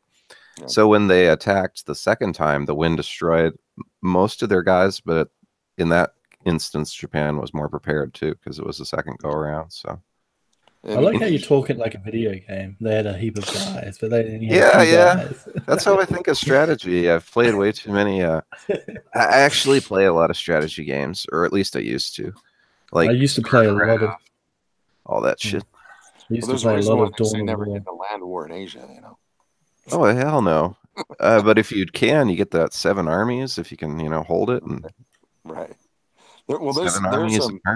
I can't remember the name of the. There's a name of a There's a name of a nation that was off to the side. It was a Chinese nation that kept defying the Mongols, and the Mongols just wiped them out. Like, rooting. Then there's another place in the middle of Russia right now that it's a fortress out in the middle of nowhere. That's like on a spit out into a lake, and they actually don't know who or why or what built it. It's just this fortress, this mysterious fortress. I've got it marked on my Google map. Aliens. But, yeah. No, I was going to say ancient aliens. It's obviously man-made, but I mean, it's gotta be aliens. It's always aliens. But there's no record of who actually built it and why. It's just whenever something like that happens, aliens. Yeah, aliens. Always. You guys ever heard of Tamul? Tamul or Tamerlane? He was a He believed he was the inheritor of the Mongols, and he was a really bad despot, basically around Azerbaijan, Armenia, and like Iran, that area. And when he got mad at one city, they defied him. He basically took all the women and children that he wanted, and then killed everything else, and used their skulls to make the foundations of the city he built on top of what he razed completely to the ground. Yes. Yeah, we're talking like something like 100,000 people he killed. Yeah, when the Mongols went through China the first time through, they killed millions of people. Like, there's only a few times where the world's population has declined. Like, it's a steady, like a J graph. It's always increasing. And one of the few times it went down was during the Black Plague, when half of Europe died. And another time was when the Mongols went through China and literally killed at least millions, if not tens of millions of people. Anybody that defied them, and the problem was the Chinese defied them because they thought they were better than the Mongols. Yeah. In some ways, they were more technologically advanced. They just didn't. It's in some ways it reminds me now how we are now. We're very soft, and we have this part of people that they just think that it's always going to be this way, and they don't realize that there are people always waiting on the outsides of a civilization to tear it to pieces. And there are Mongols today in the world, in essence. Yeah, we just call them SJWs now. No, I call them Islam. But oh yeah, I guess you're right. Gonna go Mad Max. But then I'm right when I said SJWs, because they loved some Islam. They do. Yeah, but they love Islam. They love them some Islam. What it actually is. I mean, but maybe they love the totalitarian nature of it, because they like totalitarianism. But they're soft, though. They're soft people. They're not hard people. The thing is, the first people Islam will hang from the gallows is them. Them. There's an old video on YouTube where this KGB guy, who was a part of the whole communist, and he was talking about it, and he said, these people are called useful idiots. We used them to get into power, and they were the first ones to the gulag. Well, I mean, the thing is, I often look at the Russians, and say what you will about the Russians, they're a hardy people. You see what they do with their kids? They dunk them in ice cold water and then swing them around by their. But have you seen that stuff? To toughen them up, and this is like babies and shit, and then they keep doing it through their all through their youth to just toughen them up. And then they put them through calisthenic stuff in school. You don't see that kind of stuff here. No, I mean, no, that's because children and youth services will be called on me if they find out that it's what I'm doing. I know, but they do it as their culture. So I mean, our culture is becoming so pussified. Soft, you look at the previous, my grandfather, trying to live up to what he did. It's just absurd, the stuff he did. He's got 2 Bronze Stars for killing Nazis. What am I supposed to do? You better get on it. My great grandfather worked for Wells Fargo, running gold through Pancho Villa's territory, and they left him alone because he was such a badass. That was my great grandfather. My grandfather was a D-Day, and he got shot up in D-Day. And got himself wow. Jeez. Sorry to hear that. My grandpa was in Europe too, but he didn't die, fortunately. Well, mine didn't die. He just was in traction for 9 months. Oh, wow, that's amazing that he lived. Yeah. Well, here's the thing about my grandpa. When he went to the an airport to fly, he had to tell them that he would set off the metal detector if he was just because he had shrapnel still in him. Far out. Yeah, that's it was a pretty bad scene there, and he wasn't even at Omaha Beach; he was at Utah Beach. Strangely enough, from Utah. They were all pretty bad though, right? Yeah, they were all gold, and what was the last one? There was another one. Juno, yeah. I think that might be the one the Canadians or British had. Yeah, I think that was the Canadian one, and then the British had gold. Then we had two, huh? Yeah, we had Omaha and Utah. That makes sense.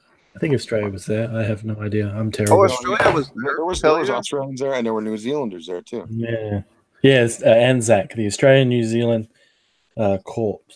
And there were actually quite a few Indians in the Corps too. I was going to say that too, yeah. So they were represented, like all of the British Empire was still kind of represented there, at least the Commonwealth. Yeah. Yes. Rightly so. I mean, yeah. Well, Australia has been with us in all the wars, like World War I and II, and Korea and Vietnam. Yep. Yeah, but you weren't there for the EMU War. What the hell happened? I don't know. We dropped the ball a little bit, I guess. We dropped the ball. You gave the money to the emus. Yeah, we're actually funding them with like military advisors. When we found out we could turn them into burgers, we were like, let's invest in emus. That sounds good. They're tasty. Like emus and ostriches. Actually, I like their meat a lot. No, I've seen ostrich farms where you could eat them, but I never tried it.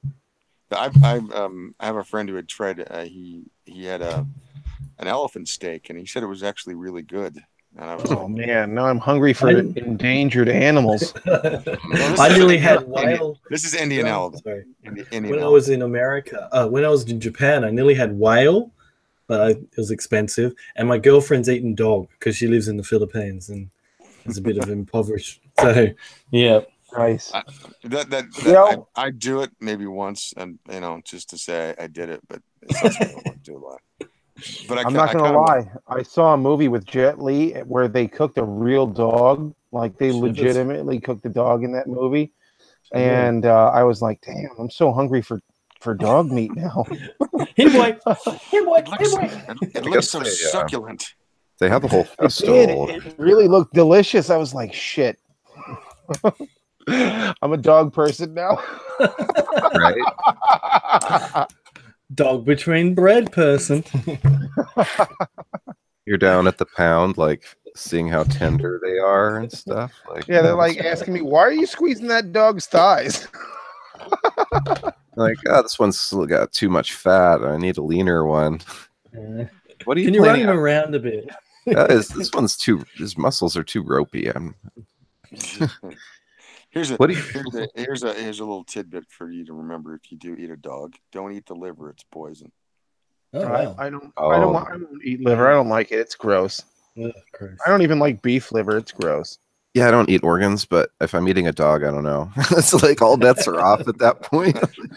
You want to eat everything, but yeah, don't eat the liver. We're talking Mad Max at this point. So. For real. So you guys trying to eat a dog. I'm just wondering, do you guys have adobo in America? What's that? Adobo. Oh, okay.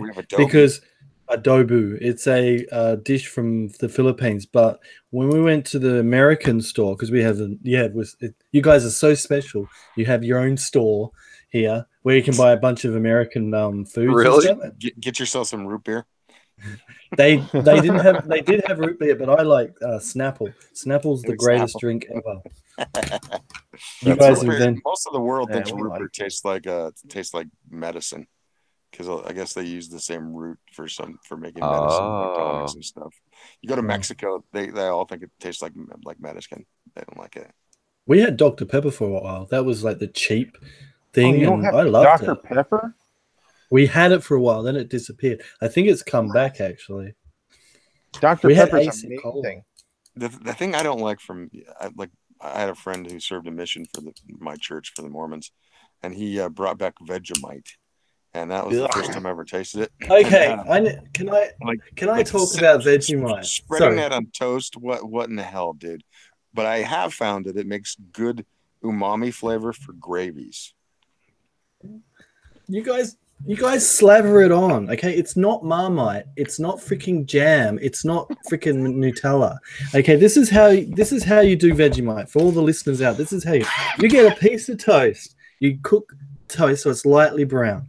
You spread butter on it. Now, you can spread as much butter on as you want. That's fine. When you get the Vegemite, you scrape that on. You scrape it on. Okay, you don't like lather it like you're freaking putting a brick on a brick wall or something. You scrape it on. Okay. Yeah, but why would you use that when you could use butter? Let's see. Just do it like that. Don't argue with me. See, I'd rather have like German speck. Yeah. You guys ever had German speck? It's basically like beef droppings. You know, the fat from the beef, and they put it on their toast. It's actually not bad at all. Yeah, just be like beef fat, I guess. Well, I mean, but butter is basically fat, so you know. Yeah. No, I guess sort of, but it's dairy fat for crying out loud. Like, do you have any easy Germans in the chat? I don't think there's anyone in the chat, to be honest, but nobody's listening. They're like, "Fuck this." They're talking about RTSs and Trebulets. I even looked to see if anyone else is streaming, but no. Oh no, a couple of people are actually. Mike Miller is, and Comic Book Fan 1. Who is this guy again?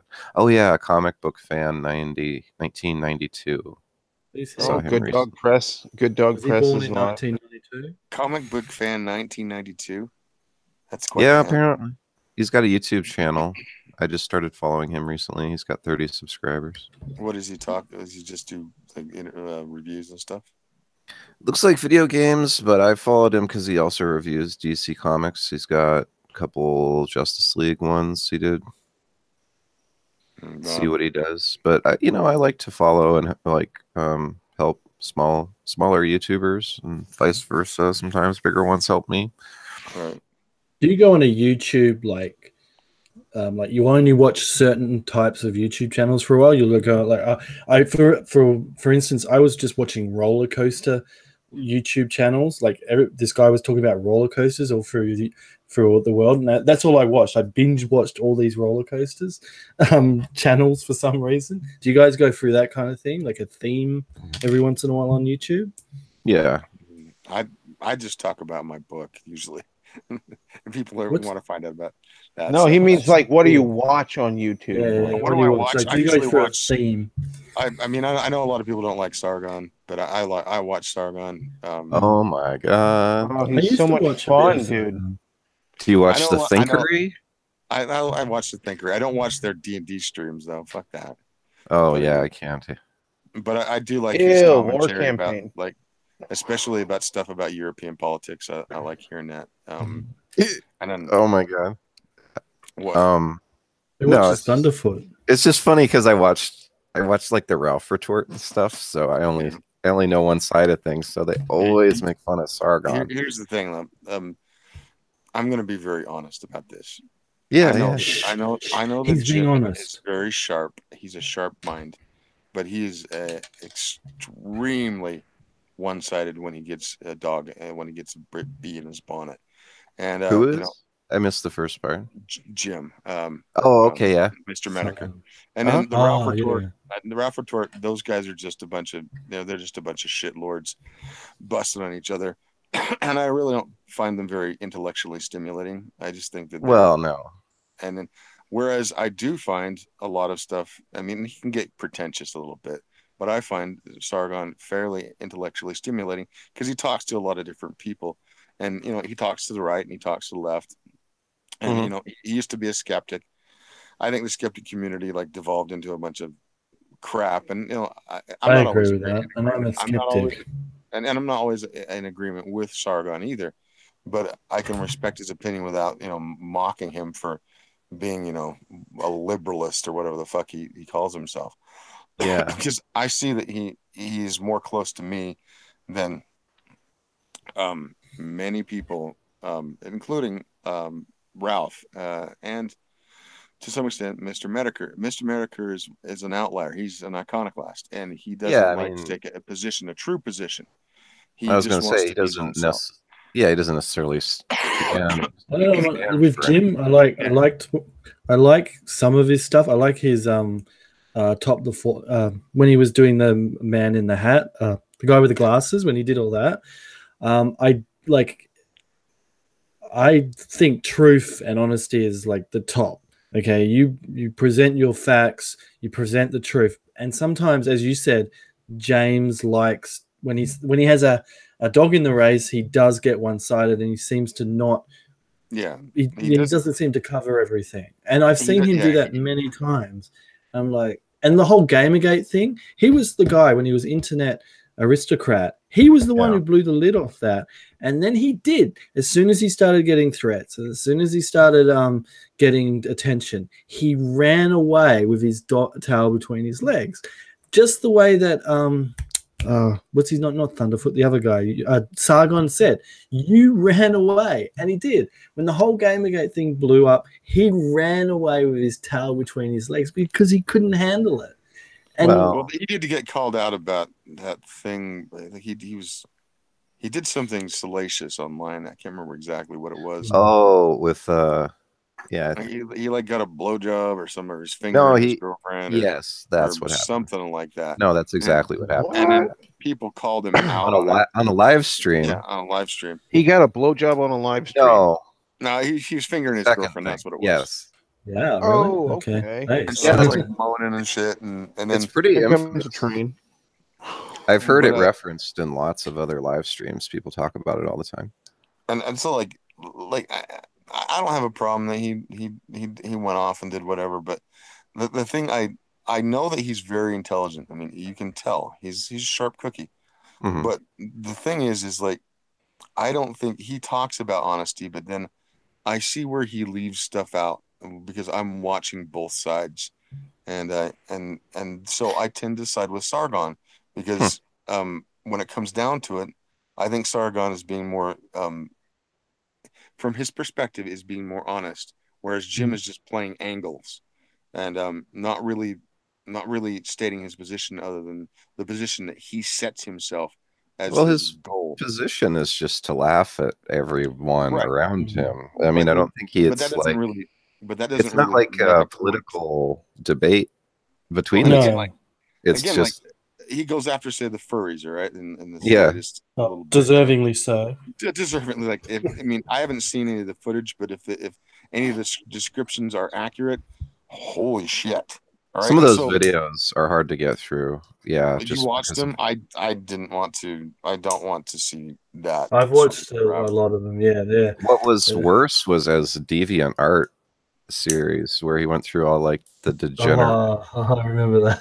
Yeah, the different kinds. It was like an 8-part video series on all the weird shit on DeviantArt, and when they're talking about like fucking a puppy to death or some shit. Yes. Like that. I mean, oh my god! Like no, that was what the fuck. Yeah, that took me a while to get through. 2 sittings to get through that. Whose channel was this now? Medica did a whole thing on it. He was ripping on this. I guess the fear furry community had this controversy, and I don't even know the players that well because it wasn't something I wanted to like spend a whole lot of brain power on.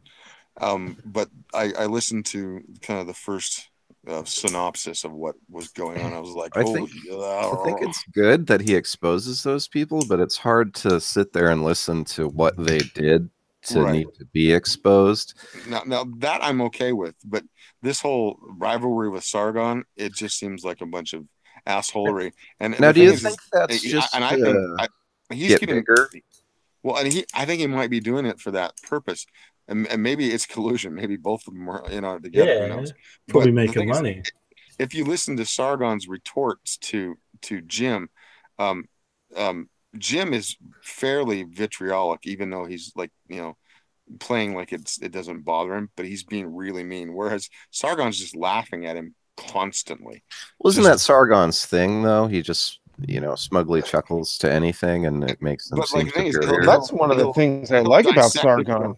Yeah, he'll dissect it as he goes through, and then he'll go, okay, whatever, Jim, and laugh. I guess that gets the noggin jogging, something like that. Maybe it's an age thing, because like Sargon's just like he's so cringy sometimes. Like he uses these old memes and like internet culture. I like old memes. I like retro memes. I like it when they mix the two together with new memes and screw around with stuff. And he does that all the time. And he plays with it, and he does it tongue in cheek. And I mean, maybe it's the British humor. I don't know. It appeals to me more than Jim's smarmy as well. And Jim is like, they're both very sharp individuals. That's not. They're kind of the top two of that whole sphere, I think, especially the Gamergate crowd. And the newer, like the IBS stuff and all the skeptics and all that, like they're the top two, I'd say. Like some of the, go ahead. I don't even think Medicare is a skeptic. I think no, absolutely not. It's just a shit poster. Have you guys heard of guys called Captain Disillusion? I have not. Oh, Captain Disillusion, what he does is he kind of takes apart videos, especially really high streaming videos that show people doing tricks. Like, for instance, there's one that's where some guys like made the water stand up, and then people think down how they do it. Yeah, he's like a film editor, and he shows you how they pull off the tricks that you see on the internet. Now, remember when that whole Trump thing happened, where the one of that reporter manhandled that woman at the press briefing, and they were going on about how it was a whole like, oh, they've sped up the video to make it look like it was bad and it wasn't. And he chimed in and he said that I'm not going to do anything on it, but if a government's going to do this, then that's pretty scary. And it's like, well, for starters, it's not true, because it wasn't true. People were pointing out, well, when you change one video, because I think Paul Watson, he changed it to a GIF. And when you change a video, this is my very little bit of editing knowledge. When you change, say, a big video into a GIF, you're going to lose frames of animation. And so some idiot put over the original over the top of the GIF and said, yeah, look, it's fake. Look, they're missing. But that's not true, because when you reduce something to a GIF, you lose. They were just mad because it came from InfoWars. Like you said, it was a Paul Joseph Watson thing. It wasn't fake. It was like you described. Reduced. But the thing is, InfoWars has been deplatformed. So the fact that the White House tweeted out information that came from InfoWars, like, it was giving them legitimacy. They don't want people going to their website or anything. So, I expected better from Captain Disillusion. I even tweeted to him, like, it's amazing for someone who's supposed to have all this knowledge about film editing, you don't actually know the difference between, like, when you reduce and how many frames you lose in that between, when you go from one format to another. And it's like, I really respected the guy, because I always respect people who tell the truth, who show facts, who pull down lies and show, the reality. But and I had full on respect for this guy. And then he tweeted this out, and I'm like, nah. The same with Count Dankula. Count Dankula was going on about freedom of speech and all that, but then people were posting like lollies and all that. And he was like, no, none of that. That's disgusting.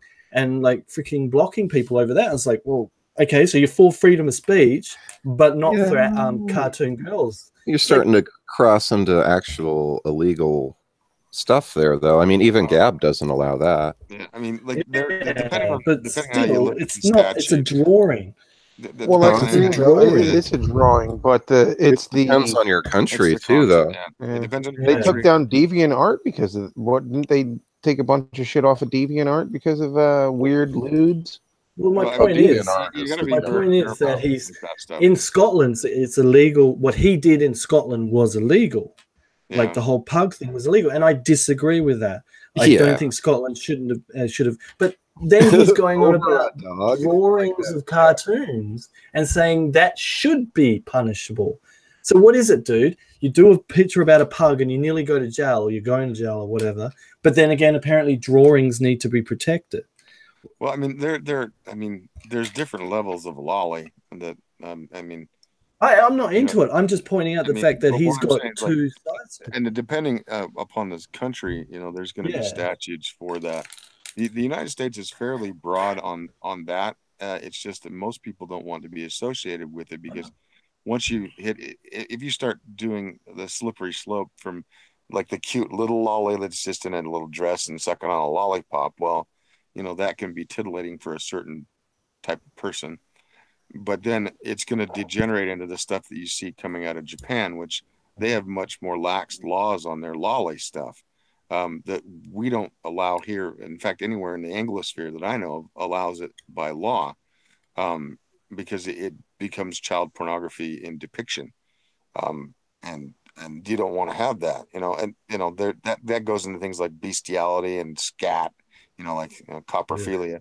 And who wants to see that but those type of people? I really would. I don't want to run across that on Twitter or on DeviantArt or on, I guess the stuff apparently was into that stuff. Who? What? Sorry? V? V's in that? B. Good old B. Yeah. Oh, boy. There's all kinds of... I just watched a video on it. They went through his... This was like yesterday or the day before on the kill stream. They went through V's little... what was it, F list or something, his profile over there, and it's pretty stomach turning. I'm just saying, like, he's got two, like, what is it, dude? Freedom of speech. I think it's just drawings. I mean, they had the guy from Kiwi Farms go on there too, and at first the Kiwi Farms guy was like, "No, I don't know if it's really V," and then he verified it later during the show.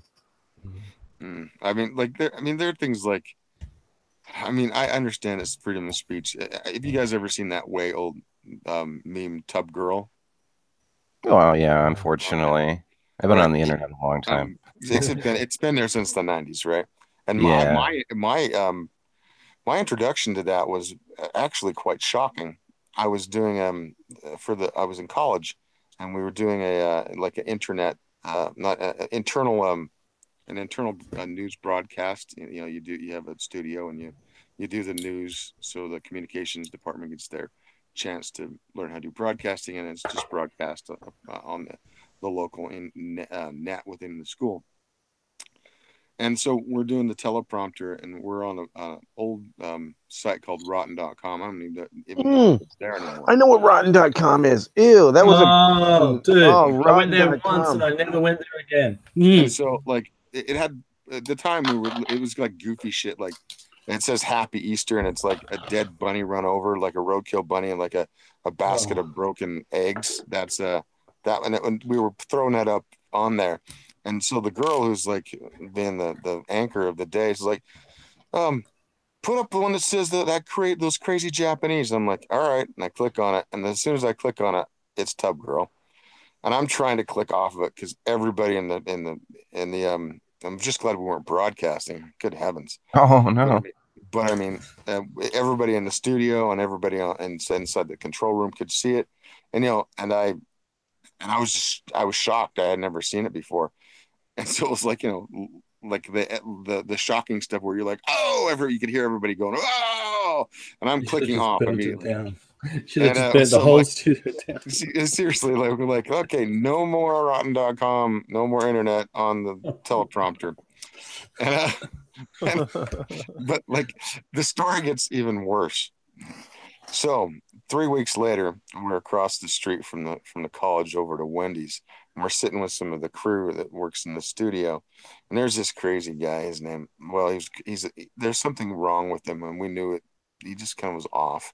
His name was Mike Christensen. It's a pretty ubiquitous name. So anyway, and we're talking about that incident, and we're talking to one of the guys that wasn't there. His name was Carson, and then my friend Brandon was there, and it was me, Mike, and Brandon, and Carson. And so we're telling Carson about this.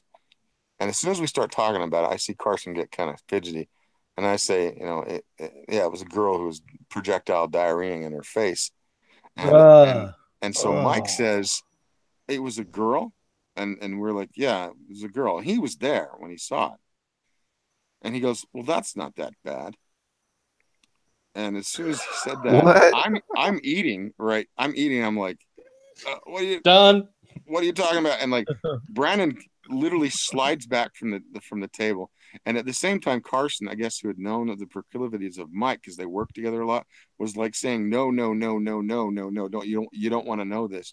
As I say that thing, Huh. and so I have to work with this guy for another year and a half, knowing that his proclivities. And then I started watching his behavior that I'd never really taken any account to. He always wore like shit brindle green or browns. And he was always literally sticking his fingers in his ass like he was picking out like a nugget. And I just thought he had an itchy ass. And then whatever he would eat would be like chocolate pudding, like beef stew, like green pea soup. Those are the things he ate constantly. And every time somebody would say the word poo, he'd do this like sort of shit. It's the only time I've ever told people. Really? Yeah. The only time I've ever told people preemptively, this is what this guy's into. You may not want to shake his hands. That's disturbing. And I kept after that point, like most Westerners have like a bubble around them. You know, people have bubbles around them, their space. I doubled my bubble from him, and Brandon would not stay in the same room with him. Mike would walk in a room, and Brandon would walk out. Bubble. Yep. There's my story about the only person I ever met who owned up to liking Scap. No, that's not. Yeah. Yeah, he wanted to find a woman that would allow him to poop on her. Ew. Okay, well, that new Aquaman movie looks good, doesn't it? Nope. Aquaman. It looks pretty fun. Mira looks pretty hot. Oh yeah. Maybe she. Oh crap! What I don't get about that is they're releasing it in China? Like they already released it, or they're doing the premiere for Aquaman in China, and it's going to be in London. And I'm like, when does it get to America? Like, why do they do that first in China? Who cares about America? It's not like America's important or anything. I don't know. They're it's not like Americans came up with the character or anything. They're premiering it in China. Is they giving any reason? They just want the China market first? I don't even know. Jason Momoa or whatever, and Amber Heard and James Wan, the director, and everybody's over there. It's a huge thing. They've got all. It actually looks pretty badass. They've got all this like elaborate water. I just cannot get over the fact that his casting would have been so much better as Lobo. I mean, you know, I'm a Lobo fan. Yes. I just Thor of the Sea. Now, yeah, he's Thor of the Sea, which I'm just like, oh, okay, all right, whatever. I think just not enough people have heard of Lobo. I guess, but his iconic look could have really brought Lobo to the fore, especially if they let him, really, chew the scenery with it. It would have been really fun. Oh yeah, man, could have been cool. Yeah, just have him show up in. You know why they won't have a Lobo movie? Because they can't have a good Lobo without him smoking cigars, and they can't do that shit anymore. Yeah, and he can't kill people ultra violently. I mean, it's true. Throw those hooks out of nowhere and just fucking rip somebody's intestines out. Yeah. Winnie the Pooh has been banned in China. Yo, I saw that shit. That was retarded. Kingdom Hearts.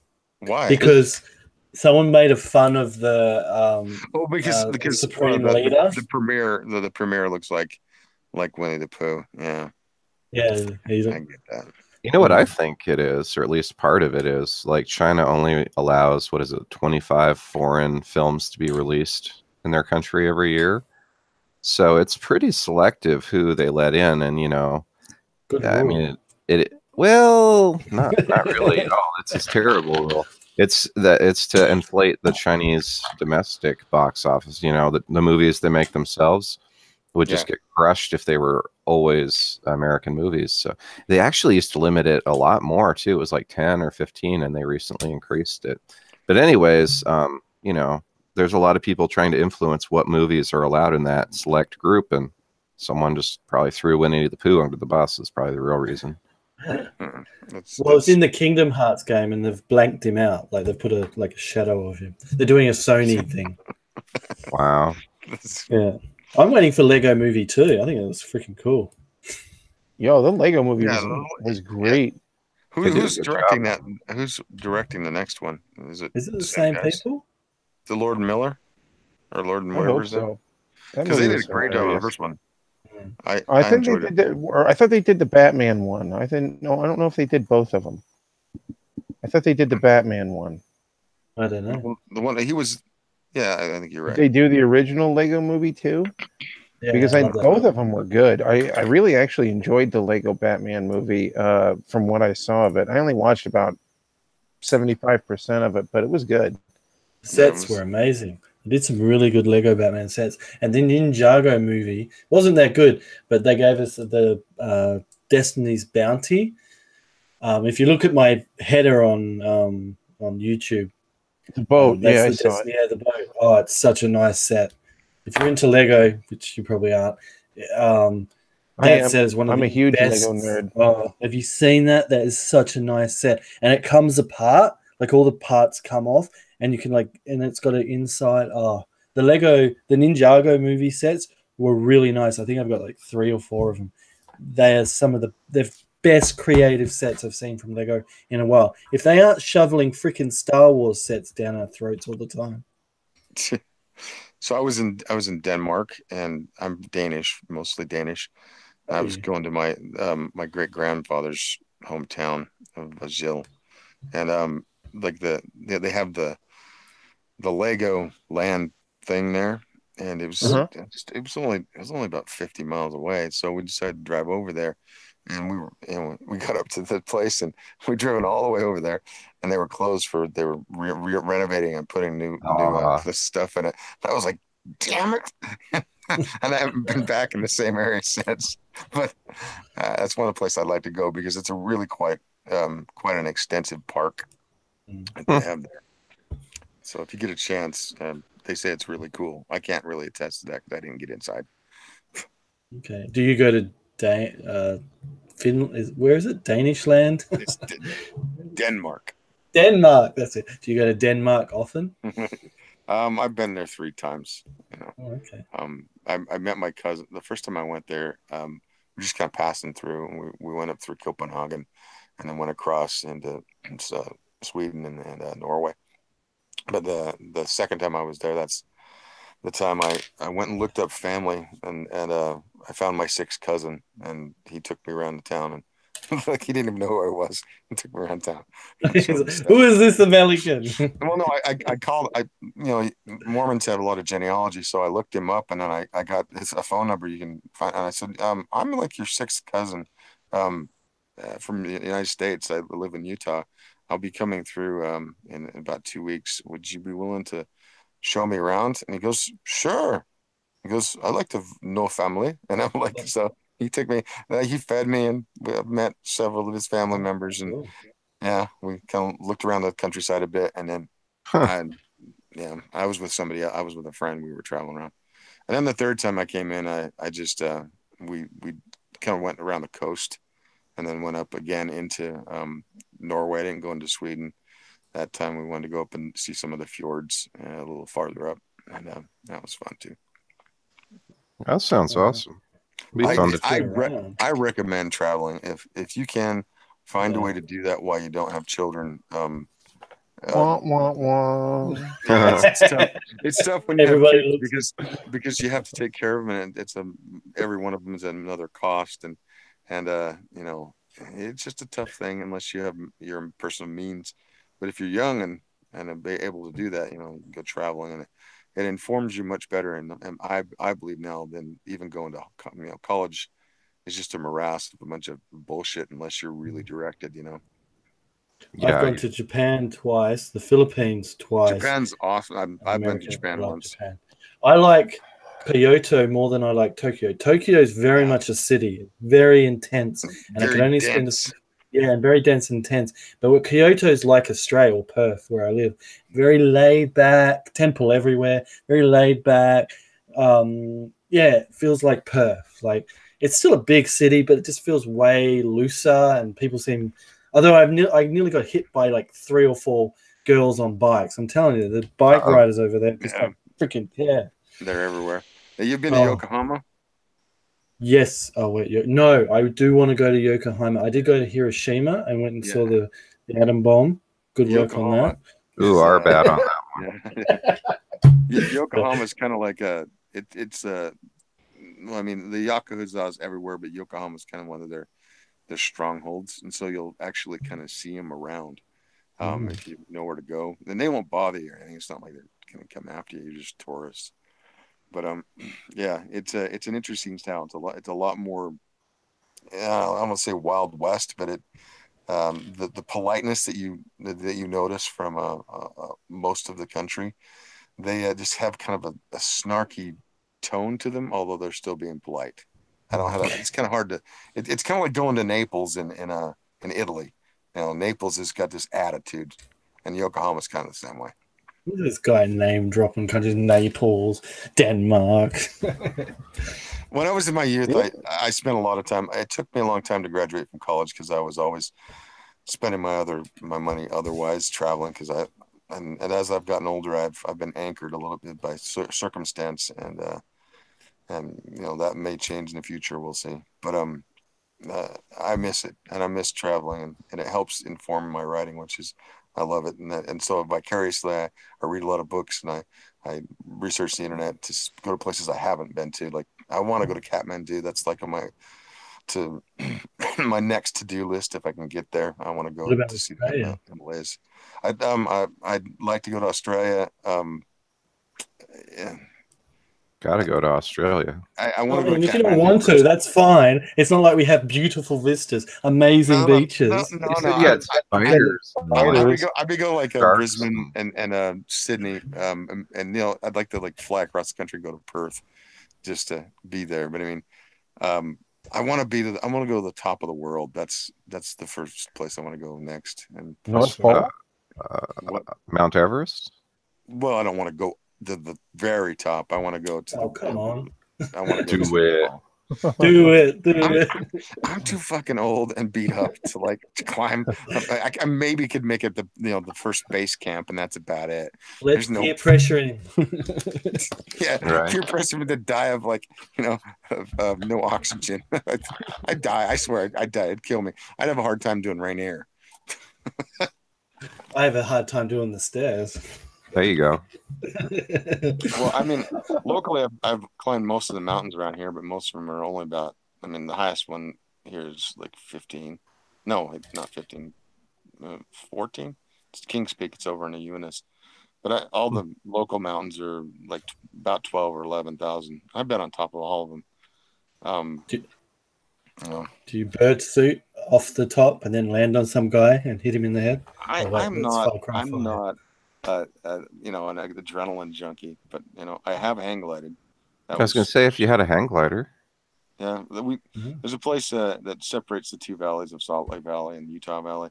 It's called Point of the Mountain, and they have a lot of hang gliders that go off of there and paragliders now. And I did that back in the day. I was in high school. They took us out and they let us go off this little rise, and so I went about 400 yards, and they didn't want us to let us do anything crazy, so that was when I hang glided 400 yards. I did ultralight myself though. I did abseiling, but that's kind of like that's where you start when you start doing extreme sports, isn't it? Abseiling. I've never done that. Do you guys know what an ultralight is? It's basically an airplane, right? Yeah, and you don't even need a license. You can just get in and fly, which is why a lot of people who do that die. Yeah, they're pretty nice. Well, that's because there's no engine. What, an ultralight? Actually, my step, isn't that a? No, where they all use thinking, let you go. No, like an ultralight. An ultralight has an engine. Yeah, it's just like a fucking lawnmower engine. Is it the one with no windshield and stuff? It's just basically a hang glider with a seat. It's a hang glider with a go-kart on it, basically. So yeah. Wow. Okay. Yeah. I did that. That was pretty fun. I did a tandem jump out of a plane once. That was all right. I didn't break my ankle. I was happy about that. That's good.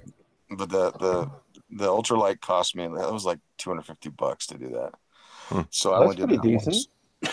Yeah, it was worth the one-time thing, but it's not something I want to do all the time. I'd rather get a pilot's license if I'm going to do that. You know? Yeah. I was going to do that. And I've been up in a couple of airplanes, but they were just Cessnas. They were just single engine, little airplanes. Well, they're pretty fun. I did get to steer it around a little bit while we were up in the air. That was pretty fun. Yeah, I worked with this guy. He was a pilot. He's a half Japanese, half German American, and he looked kind of like Johnny Depp. Strangely enough, he was taller though. He was like 6'2". His name was Adam, and he was like one of those guys with like perfect like hand-eye coordination shit. He could like juggle and stuff. But he was a pilot, and he's now flying commercial airlines. But so he'd go out to one of the local universities has an aviation program, and he was doing it there. And he was the Navy and the Army and the Air Force tried to recruit him because he's like perfect eyesight. So he says, "You want to go for a flight?" And I'm like, "I can't pay for it." He goes, "No, I just come out and I'll take you out for a flight." And they have these little planes, and he takes me up there. And that's the first time I ever was in a plane where he was doing tricks and barrel rolls and like full on stalls and shit. And any roller coaster that you've ever been on is nothing compared to that. I don't know what it'd be like. I don't know what it'd be like if you were like in an actual jet or something like that doing it. But just in that little prop plane, that was crazy. And we went out of the West Desert. There's like you go over the range of mountains that's on the other side of our valley, and then there's another valley, and that's where he's out there fucking around up in the air. And come back, and he goes, "All right, give me $20 for gas." And so that's what I paid, was $20 for gas for this like 35-minute crazy ride. There you go. God, I get dizzy getting up from my chair. All right. My good buddy Adam. We bought motorcycles and like fixed up motorcycles, and for about 2 years we were like that. We'd go cruising every weekend on our motorcycles with these two other dudes. Just and they were just crappy old, rice burning motorcycles. DC, why haven't you had this guy on more often? Yeah, just happened to work out that way. All right. Spontaneity. We've been on streams together before, but never on my channel. Like I said, I have a lot of stories, and I've done some things, but I haven't done enough stupid things to get myself killed. Only like injured a little bit. So I'm old and beat up now. So I hit 49. I'm like, man, you draw really hot women. Yeah. I will never take credit for the art. The art is whiskey paint. My buddy out of Vladivostok, Russia, and he's my partner. You write it. I'm the writer. Okay. So I wish I had his talent, but I've gained a brother. Something to me is miraculous that a good friend of mine, now a 4-year friendship, is the son of a KGB colonel. Wow. Okay.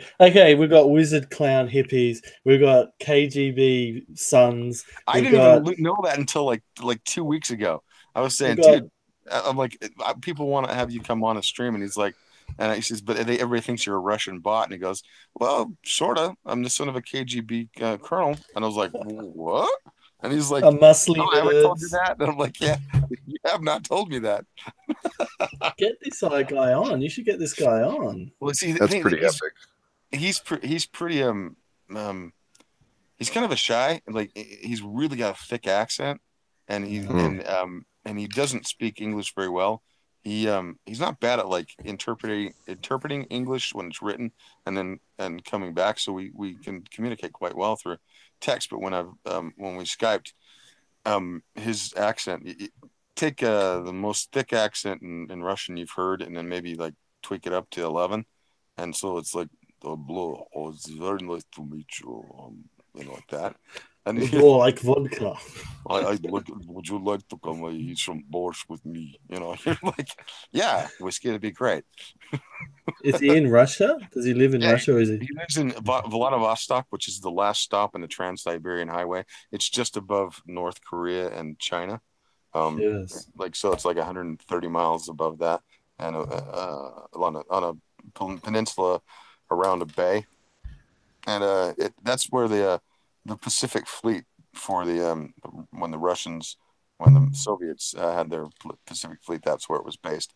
They still probably have fleets there, but you know, it's not as big a deal. But yeah, he has a day job, but he does this beautiful artwork also on the side. You ever want to look up his DA page? He does a lot of like cheesecake stuff, but he's also traditionally trained in like other like traditional media, as well as all the digital stuff that he does for like me and other people with his commissions. But for commission, he often does like, you know, simple pinups in between like pages for me. So if you want him to do a full on like illustration, like you see some of like Sugar on her motorcycle or her coming out of the alley, that's going to cost a little bit more and it'll be a little more time. I don't know if he has the latitude right now for that, but we'll see. I'll call you guys. I'll come back in a. Oh, he's taking off. He cut out before he finished. Right. Sorry. My girlfriend's calling, and if I don't answer, she'll kill me. Give me a sec. All right, bro. He's gonna get in trouble. I heard the end of it. Yeah, everybody for some reason thinks I'm the artist. Even Mike Miller thought I was the artist, and I'm like, no, dude, I'm not. I'm the writer. I saw you on Mike's channel the other night. I was like, oh, Slick. Yeah, he was nice enough to have me on. I'm trying to get Whiskey on that Drawn and Quartered, because I think no offense to the kids table or whatever, I it's like bringing in a ringer with Whiskey. He's I would feel horrible being on a stream with him doing up some art, and I'm like trying to compete with him. I'd be like, yeah, well, you know, I'm gonna get off now, guys. I'm gonna go kill myself. Well, I mean, I thought about doing it, like, you know, like having him go on there and like winning that challenge, but then I felt kind of like, I don't know if I want to do that. I mean, I think I can just interject him into the pros because he obviously has the skills of the pros. He just does. He's gonna piss off at Mike Miller and EVS because he's better than them. I don't know.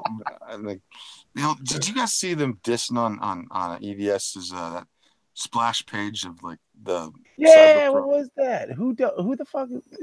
Obviously, that was somebody who doesn't know art.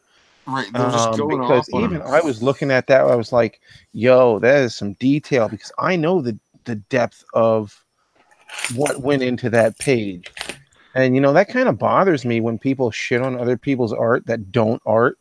Right, I mean, have nothing to do with art. They don't. They don't draw. And you know, it's really like that with anything. Like when you create stuff, people like the biggest negative critics of it will be people who don't create anything. Even with making YouTube videos, you know, there'll be comments that are like, okay, you could do this or that to make your video better, but then there'll just be people that are like, you suck, and it's like, well, what do you make, you know? Right. I mean, well, when I saw it, like I saw the fact, you know, it hadn't been colored, so, and it did look very busy, but like busy isn't necessarily bad. I mean, I love Jeff Darrow, and like he does some of the most busy panels ever created. Yeah, he doesn't do any line different thickness though. All his line thickness is nearly identical, or there's no, like, you know how you go thin like that. He just does the same, and then it's the colorist who kind of brings. What are you looking at? Hard copy? It's my art, so you may laugh and scorn me for my crap. Okay. It's like a Nazi bot or whatever it is. Right? I was gonna say though, if you have like swastikas on shit, the stream's gonna get struck down. Oh, sorry. Yeah, can you click on something else? Thank you. Yeah, sorry. But like, I mean, it's like, but when they were looking at that picture, you know, the first thing I thought when they were saying it's way too busy, it makes my head hurt. I'm like, well, first of all, you must not have a really strong brain then.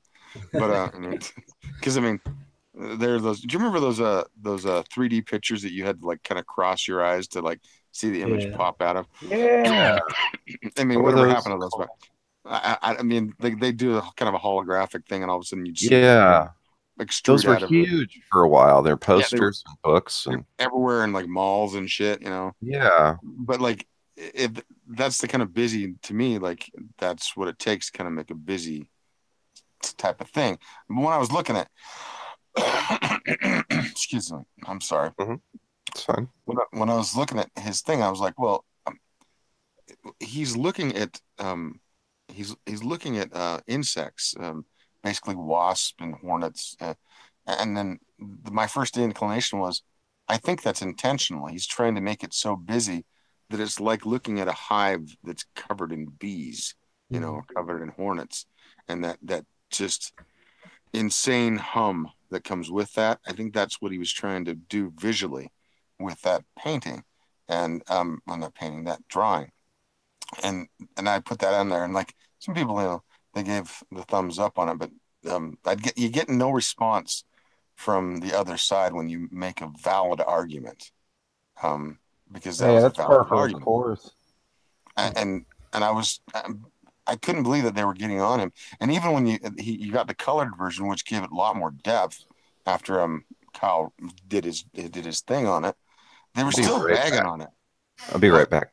I'm gonna be right back. Keep going. I mean, they were still bagging on it, and I was just like, okay, look, you may not like Ethan, all right? I mean, you may not. I mean, there's people within our set that have a problem with Ethan, all right? But you cannot deny the skill in rendering it took to do that splash page. I mean, that 2-page, it's got to be a 2-page spread. That has to be 2-page spread, because you know it's going to be. And as you turn that thing, and you feel the same presence. I mean, Cyberfrog's looking at the destruction wrought by the by the swarm, I guess, or whatever he calls it. You kind of feel that. You see the destruction of what I assume is New York City, or wherever. Yeah, for real, those buildings are supposed to be covered in human flesh. Yeah, that's a lot of fucking people. That makes the hive. You know, they use the hive to craft. I mean, the flesh to craft the hive. You know, I'm not gonna lie. I actually think that Cyberfrog is a really super fun idea, like a really super fun comic. Well, I mean, he's drawing on the same sort of ideas as, you know, Teenage Mutant Ninja Turtles in some way, but he's shoved it into another realm. You know, it's no longer, you know, what Teenage Mutant Ninja Turtles is. Now, is it my kind of thing that I would do? Not really, but I can see the appeal of it for certain people, and if it's executed properly and the writing has been punched up properly, it'll be something that he can be really proud of, because the art that I've seen him post is far and away better than most of the stuff I see coming out of DC, let alone like Marvel. Who cares? Well, it's not hard. I mean, I think DC actually has some really good art in some of its books. I mean, I know that Zach bashes on Liam Sharp, or he doesn't like his style, but I've liked Liam Sharp from the beginning, and every book he's on I like, and every book that Joel Jones is on I like. I really do like their style, and there's some other people that are quite competent too. It's obvious that DC has, you know, they've cherry picked the best of the industry right now. And did you say DC? Yes, DC. I heard DC. No, I mean, it's full props to DC right now. They have the best talent at DC. His eyes, his ears went cheap. DC. Yeah. I came out of the woodwork when I heard that. There's a lot of good and a lot of bad.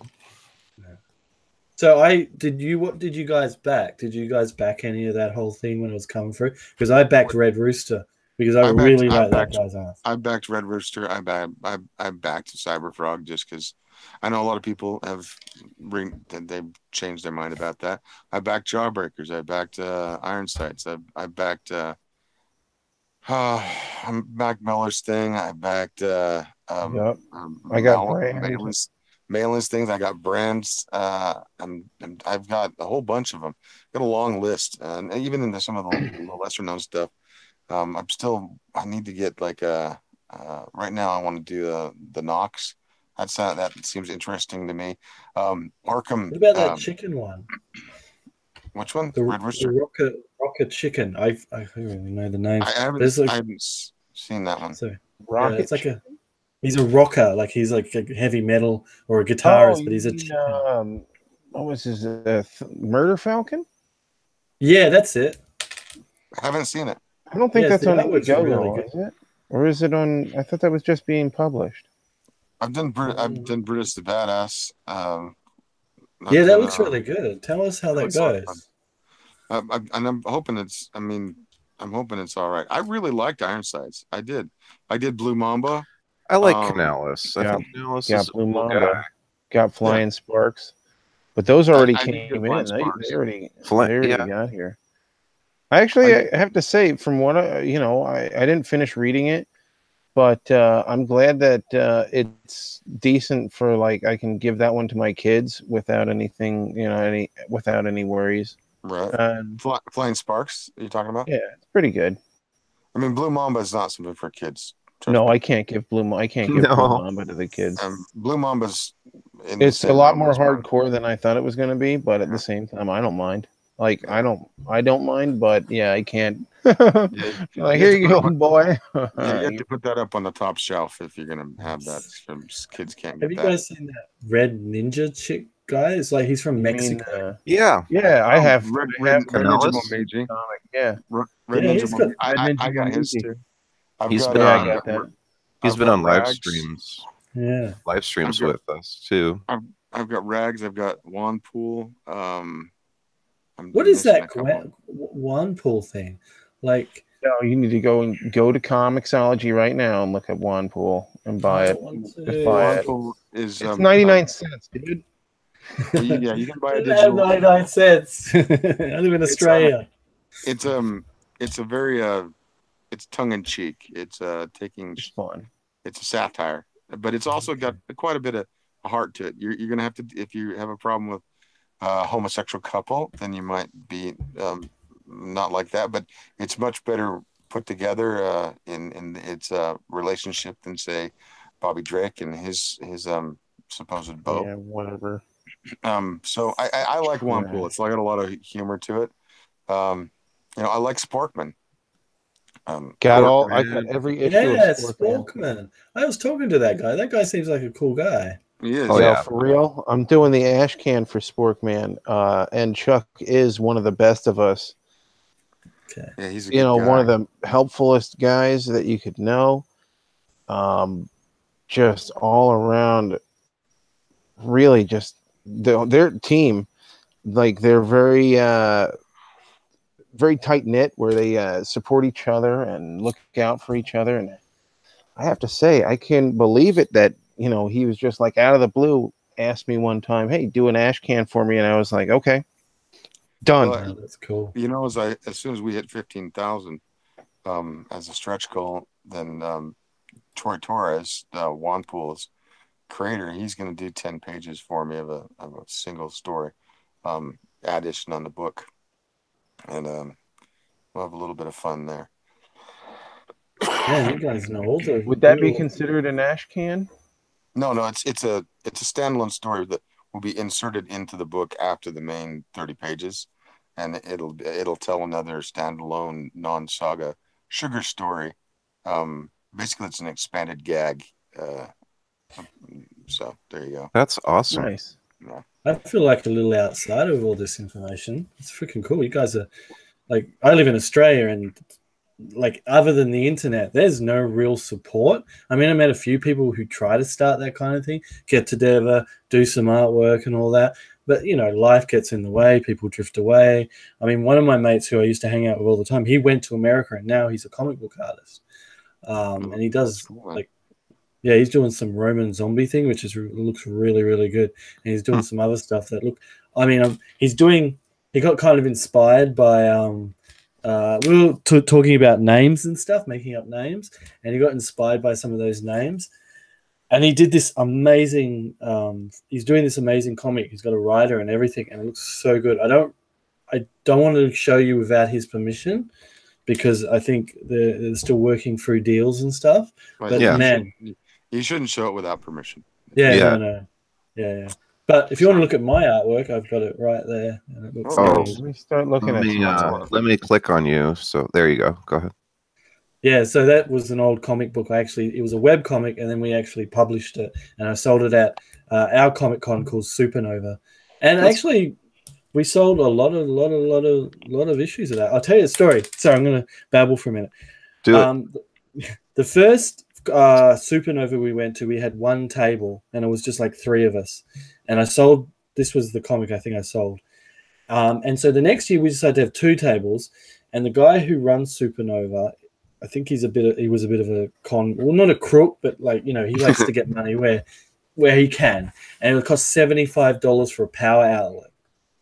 So because we had a television or something, I can't remember. Anyway, the second year I ordered two tables, and that was twice the price. So it was expensive, and I had more people and more artwork and more artists and all that. And I really tried to it was called Serial Experiment. I was really trying to make something, to get, even if you weren't that good, as long as you had passion, you come in, you do your artwork, we work together, and we make something. And I was literally covering costs of printing and all that. So, and we had a website which is debunked now, and all that. So we had this 2 year, and I fill out the form and I pay early, because you pay earlier, you get the price, it doesn't go up. And then the day comes and we're all ready. Oh, here's your table, one table. I was like, no, I paid for two tables, and I show the guy the thing. He goes, "Oh, well, the girl must have made a mistake." Yeah, sure, the girl. So what they do is they put us in at the front, where people come in, and also turn to go to the Twilight, because they had the Twilight cast, and Twilight was big at that time. And we were literally, the line for, I don't know, whatever the actors are, was coming past us. And my mate, who does kind of an Illustrator style, where he just uses Illustrator, he makes them really cool. He had a Vampires Don't Sparkle postcard, and he had like a vampire kind of disintegrating from the waist down. I really wish I could find the artwork for it. And people were getting that postcard and getting it signed by the cast of Twilight. So that's my little mark in our mark in history. That's actually pretty awesome. Yeah. So Psycho Squirrels was mine. I also had another webcomic called Collective Noun. Most of it's on my Deviant page. It's kind of probably a bit childish. I mean, the story, it wasn't that. I mean, I like to think it was funny, but it probably wasn't. I don't know anything about art. I kind of just went with what I felt worked, and if it doesn't look right, it doesn't look right. But it kind of humbles me when I see like artists, like especially up and coming artists who are really good, or who aren't really good, but they're still trying to get the basics in. And that's why I always encourage. There's one guy I follow on Twitter, and you can see he's just starting at the beginning. I forgot what his name is, and I'm always like retweeting his artwork and encouraging him and stuff, because I was there once. Is that Mega Gears? I think so. You had him once on your one of our... I think it's Mega Gears. Yeah, that's it. Mega Gears X. I love the passion of like somebody like Wenger, with Aldrake, Dragoon Knight. I mean, you can see the progression of his. As he started out to where he's got, and he's still working on some things, but he's gotten more ambitious. Yeah, it's not as rough too, right? Like no, he's refined his line work, and you see like his coloring's getting better, and some of his perspective work is working, and like even his exaggerated anatomy is starting to take better shape, and his storytelling flow is getting better as well. And he has a pretty good sense of humor. It just, the flow needs to, I did an edit on one of his books to kind of punch up the flow so it makes a little more sense. And so some of the inconsistencies and illogical stuff isn't so glaring. I mean, it is in this kind of fantastical world that Aldrake inhabits. And he's kind of mixed, his southern flavor and redneckedness and metalhead stuff with this just fantastical, crazy kind of D&D world. I like it a lot. I have to check that out. It sounds cool. And the thing is, it's his passion. He just keeps doing it, and he does it because it gives him some catharsis and some outlet. And I don't know if I should talk about this, but he's right now he's going through a personal struggle right now with a family member being sick, and so any good word and support you can give him and to keep going forward and moving upward is something I would appreciate. Well, I had some. Sorry. And one last person I got to shout out, Cody Fernandez with Jack Irons, the Steel Cowboy. Yeah, absolutely. That's one of the first books he was the first book I backed before Cyberfrog or anybody else, even Jawbreakers. I saw it and I said, I got to find out who this guy is. I love that work and I want it to be colored, and I even like the black and white work, and now he's starting to get colored. Just chomping at a bit to get that book because it's so beautiful. If you guys seen the cover, I mean, the cover is just badass. It's like spaghetti western. He's not showing the cover. He's trying to keep it under wraps. Oh man, I'm sorry. No, it's cool if you guys could see it. Darn it, he's supposed to be writing the Ashcan for the Sporkman Goes to Japan thing. Yeah. So he's the writer for my Ashcan. Well, he's got good skills. Yeah, I know. That's why I'm excited. I have never had any problems with it. Here's the funny thing, like him and Brian Ball kind of always downplays that he has to get drunk to like write. And the funny thing is like Rags is, for all of the TNA that it has, it's got so many layers with quite a few with not much dialogue having to be put in. It's just the visuals and what it's actually telling through the story flow. There's a lot more going on in that than just some naked chick running around being chased by zombies. Yeah. I've read all of the Rags, and I'll agree with you on that. Yeah. The little details. They went through a hassle because, it's just some titty book, titties zombies. No, man. This is about the main protagonist in the story, Regina, right? Yeah. Is going through some serious stuff, right? And I'm not going to give you spoilers, but she is suffering from post-traumatic stress disorder and going through a zombie apocalypse. So, I mean, those little details come into play throughout the story. And all she wants to do is find a pair of pants. That's all she wants. Yeah, really. For real. Like, the zombies just keeps freaking ripping her clothes off. Yeah, ripping her clothes off. She gets a bikini, and then she loses that, and so she's running around naked. And then she finds some more stuff, and we're finally waiting for her to get the unicorn onesie. It'll eventually, I'm sure, show up. One day. Yeah, one day. So much depth to this comic. There's so much depth. Sorry, it's probably more than that, but it's a lot of fun in many ways, and it does titillate because she's a beautiful redhead with lots of tattoos and freckles. But based on a real person. Based on a real person. Liz Finnegan. No, Liz Finnegan is the person. Yeah, she's on Twitter. Yeah, I've seen her around a couple of times. Yeah, and she's everybody's favorite redhead. Yeah. Okay. So, what's all our feelings on Red Rooster? Because I know I backed it and you guys backed it, but not many people talk about it as much as. It's not being hyped as much as it used to be. Mitch is out there getting it out there. It's just he was on tonight with Ben. He came on tonight, but I don't see him a lot out there. I think it's mostly because he's been busy trying to get shit done. I think he's actually been busy. And you know what else? He's been supportive of Jack Irons as well. I keep hearing him drop Jack Irons and be like, yo, don't forget Jack Irons. That's cool. It is. It's really cool to hear, Mitch Brettweiser saying, promoting the smaller indie creators like Cody.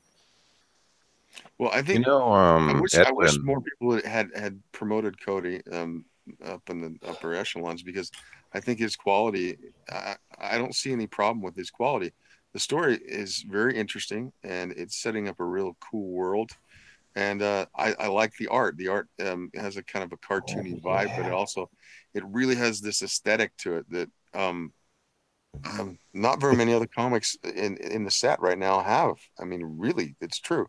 And it resonated. Beautiful art. That's what drew me in too. When I first saw that book, I was like, Jack Iron Steel Cowboy, what's this?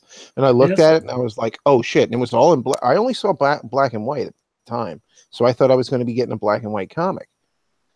And yeah, and he'd put it out on top of us as a black and white comic.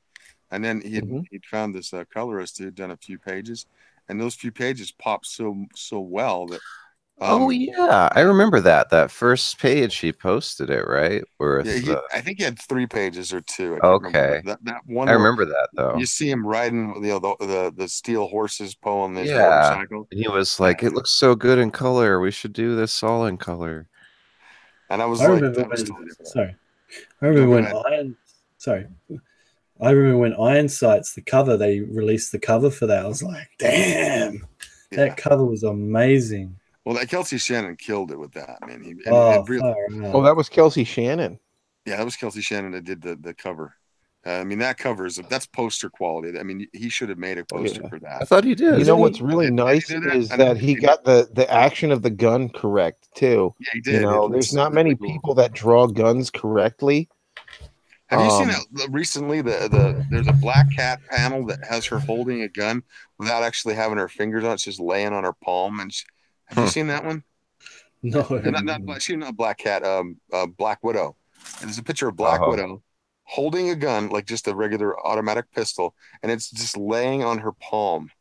And I was like, "Is there a reason for that?" And then I can't remember who put that out. Good. Well, I mean, that's constantly happening now, where you get these panels that look just retarded. I mean, I shouldn't. They don't have editors or anyone that goes back and says, "Hey, this doesn't look right." Well, somebody said something in the comic book. They said Marvel has no editors and DC has too many. Yeah. Yeah. But did you see that? Also, Bishop, he was like pointing a gun. Oh, I did see that. People were making fun of that. Well, first of all, the gun doesn't look like a gun. It looked. I don't know what it looks like.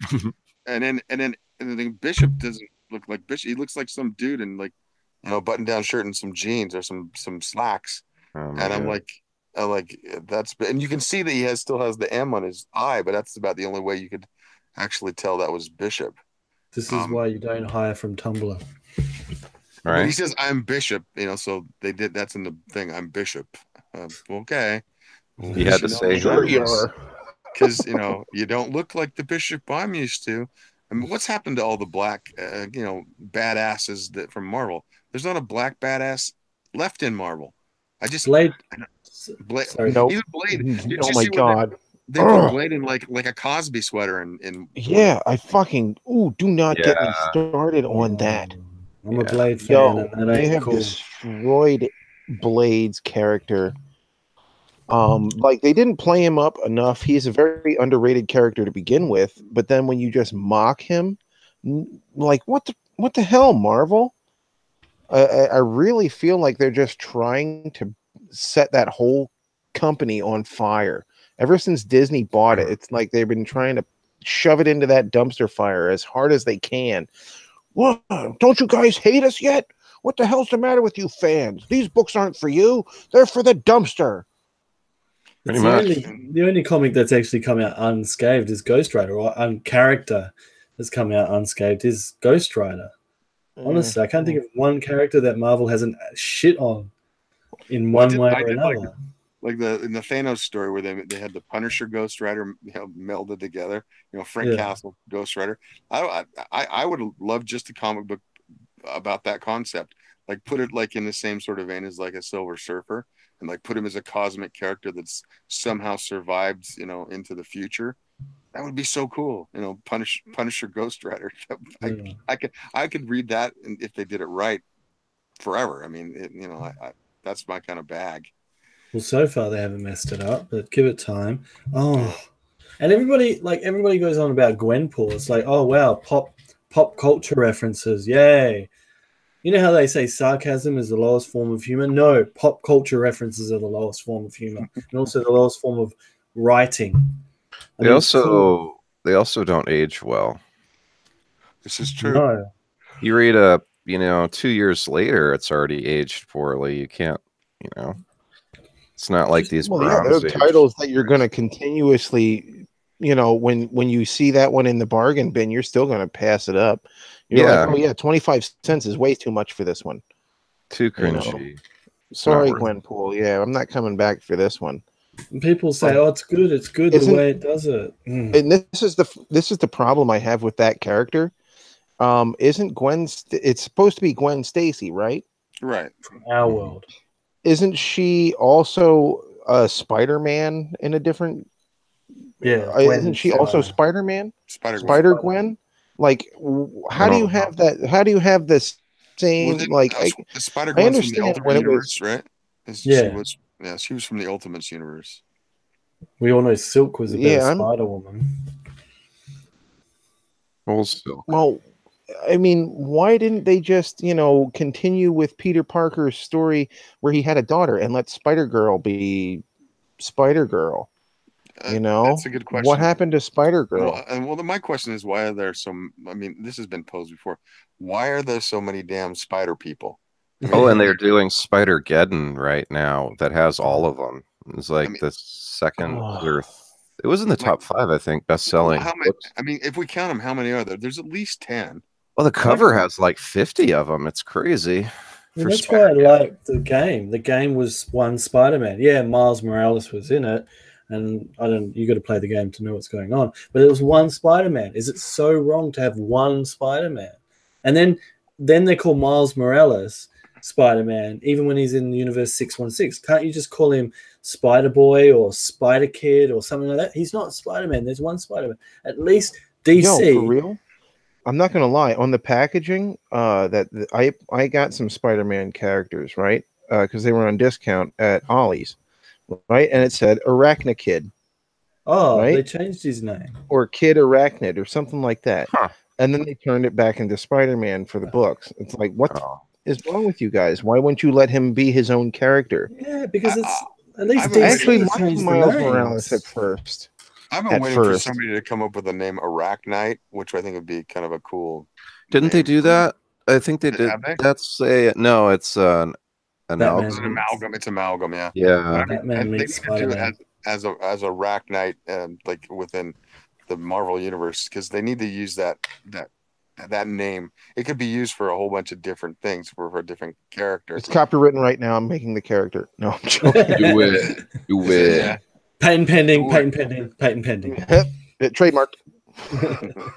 You shouldn't have said anything, Silk. It's your fault. I'm there's so many things I would love to do in Marvel with the legacy, if I were allowed to be a writer, but like I can't. Nothing that I would write, even I would tone it down from what I normally write.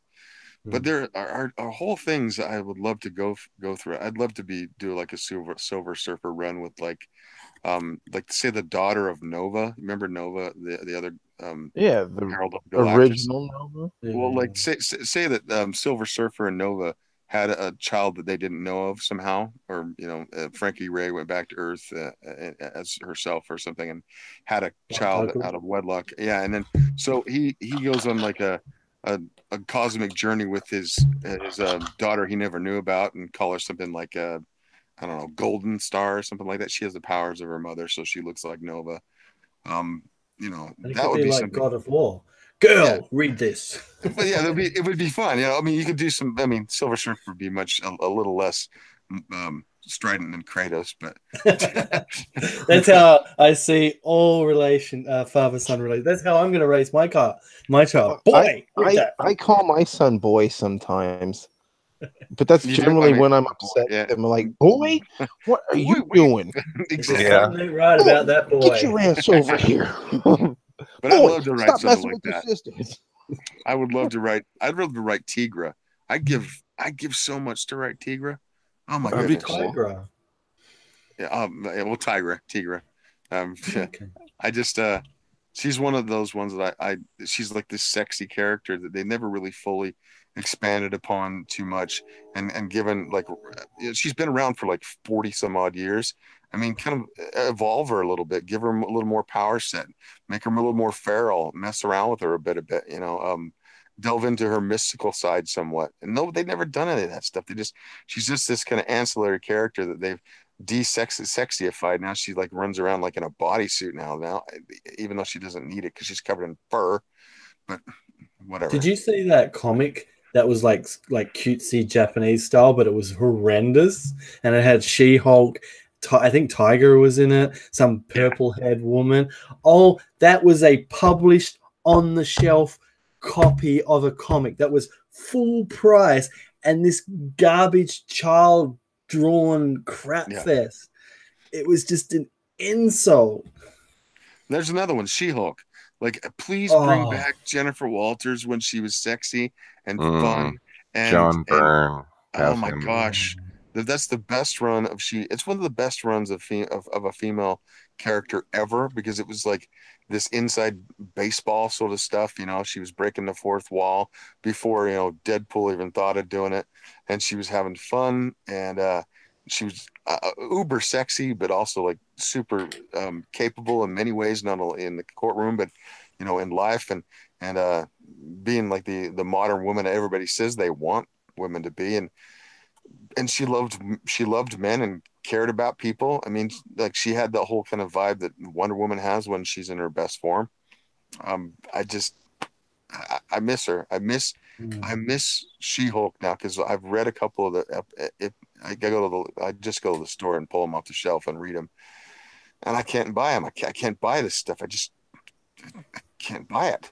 I can't even touch. I really want to get back into Spider-Man, but I don't. I know that if I do that, it's going to cause pain. Like, I mean, I know that's kind of exaggerating, but like everything they touch, they shitify. I'm amazed Cosmic Ghost Rider got through its run without being somehow shat on some way. And that's that you're surprised by that. I mean, and that's so it's a gem among the among the shit.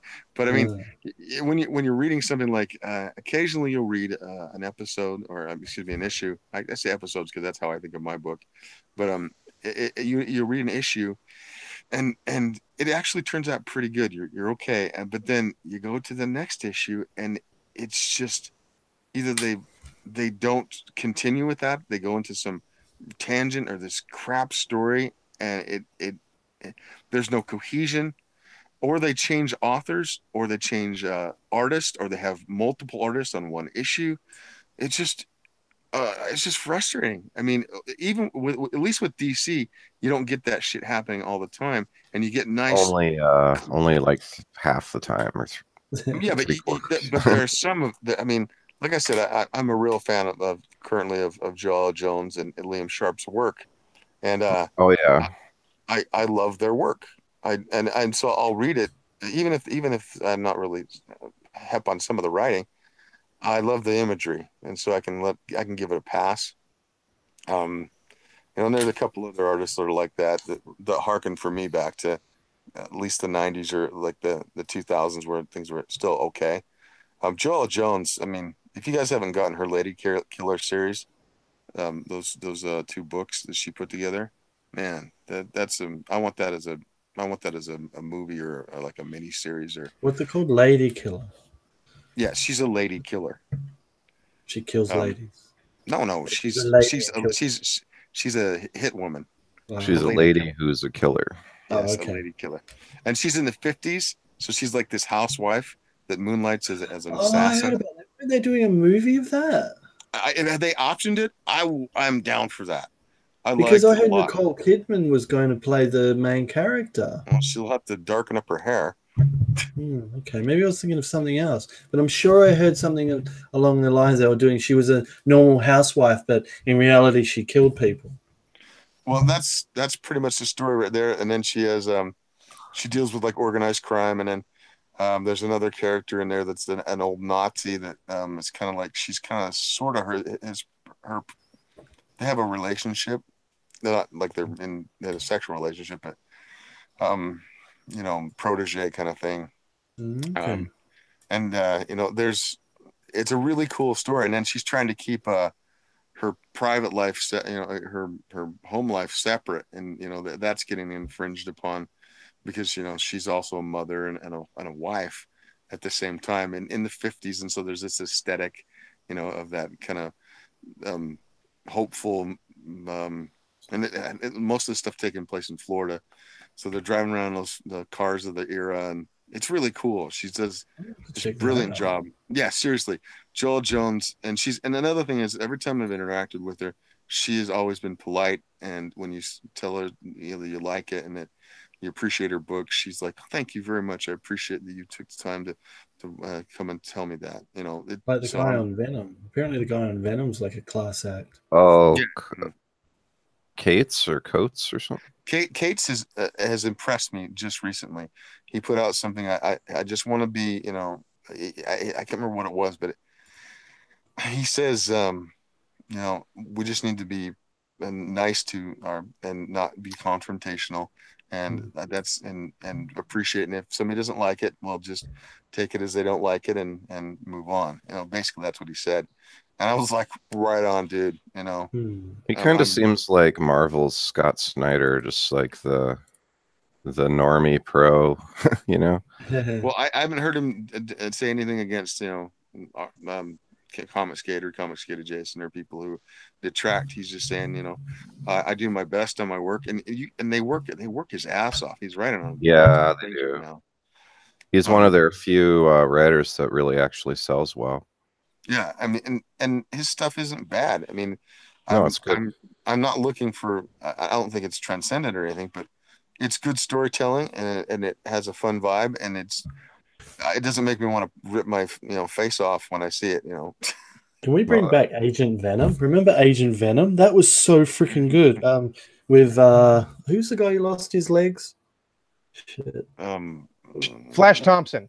Flash Thompson. That's it. Man, that was really good. I read some of that, but then they changed it. And I guess the new series, I haven't read New Venom. I really should. But the Agent Venom was really, really cool. And I thought they were going to keep on with that. But then they changed it back or something. I don't know. Yo, I saw the first. I have that issue where Flash Thompson loses his legs. Marvel was doing a tribute to the veterans with that one, is what they did. And I really had a lot of respect for that character because of it. It was, Flash Thompson. He joined the military and went to serve his country. I guess he went to not Afghanistan, Iraq. And he got his legs blown off, basically, saving his buddies. Came back and they were like, "Hey, you're an awesome dude. Want to keep working for the government?" And he was like, "Hell yeah." "Well, we got something for you. You want your legs back? Here, have a symbiote." I liked how it they had a time limit. He couldn't use it for so long, or he would lose his mind to it. What's his name? Who had it before him? Eddie Brock or Matt Gargan. No, Matt Gargan would have had it before him. Yeah. And I'm a big Venom fan, so sorry, you can tell me off if I make any mistakes on Venom. But yeah, no, he only could use it for a certain amount of time, because if he'd used it too long, he would lose himself to it. But there was times when he went nuts, and because kind of like when you press the extreme button in God of War. There was one that the Thunderbolts, General Ross took over the Thunderbolts for a while, right? Thaddeus Ross, if that's right. Yeah. Am I saying that right? Yeah. And if I'm not mistaken, the team was Punisher, Ross, Deadpool, Johnny Blaze, Elektra, and Agent Venom. Wow. Yeah. That's lineup. Cool. It was like some of the best. How long did that run go on? Because I think I've missed that. I want to go get that now. I couldn't tell you because I only have like part of the series. Do you know if they made it into a trade? I could not tell you. But you might want to go look it up. Yeah, Thunderbolts. That was when General Ross was in charge of the Thunderbolts for a while. Was he Red Hulk at the time? Yeah, he was Red Hulk. Okay. So we're talking this is I guess after Civil War era Marvel. Oh, I'll tell you what though, those were some good stories, and in one of the stories, Flash was like, "Yo, it's getting real hard to control this symbiote. I think I'm going to have to dip out of the team." And they were like, "Nah, fuck it, bro. You know, go nuts, and we'll see what happens." And they managed to end up. Oh, they just let him go nuts, dude. It was great. You got to go check out those Thunderbolts. And I'm a big Thunderbolts fan ever since the Thunderbolts. Does this look like 2014? Is that about the time period? I want to say yes. Okay. I want to say yes on that. So a lot of good things came out of Civil War. Like a lot of people don't like Civil War, but a lot of good things came out of Civil War. Like Well, a lot Civil of good War, short runs. I wasn't a huge fan of it, but I mean, compared to like Secret Empire, it was a masterpiece. Comparatively, it was a good story. It had very, very well driven characters. It had good motives. I mean, like everything that was written for that like story, I really kind of enjoyed it. Though it broke my heart to see this happening. Yeah. Because it's like, oh, your heroes are against each other, but at the same time, the story was so compelling. And it made you want to get all the like side arcs and like the side stories from what was happening, like beside the main story. Okay, it was so good. As much as I love talking about Marvel for a long time. No, it's okay. But it's about 2 a.m. here. I think we've been going for 3 or 4 hours. 2 a.m. It is 3:39 here. Okay. So might have to call it good. But I really appreciate you guys being here. It was a lot of fun. Poor DC, he's running out of steam. I am. I think it was the Marvel talk that did it to me. he's like a Marvel. It just kept going. Like, oh my God. It's like, please talk about DC. Please, anything. I'll talk about anything. Martian Manhunter, please, anything. Hey, I love Martian Manhunter. Yeah, Manhunter's pretty good. Booster Gold, anything. Blue Beetle, anything, please, anything. Sorry, DC. No, it's all good. Someone close to him, give him a hug. Right. I'll have to hug my cat, I guess.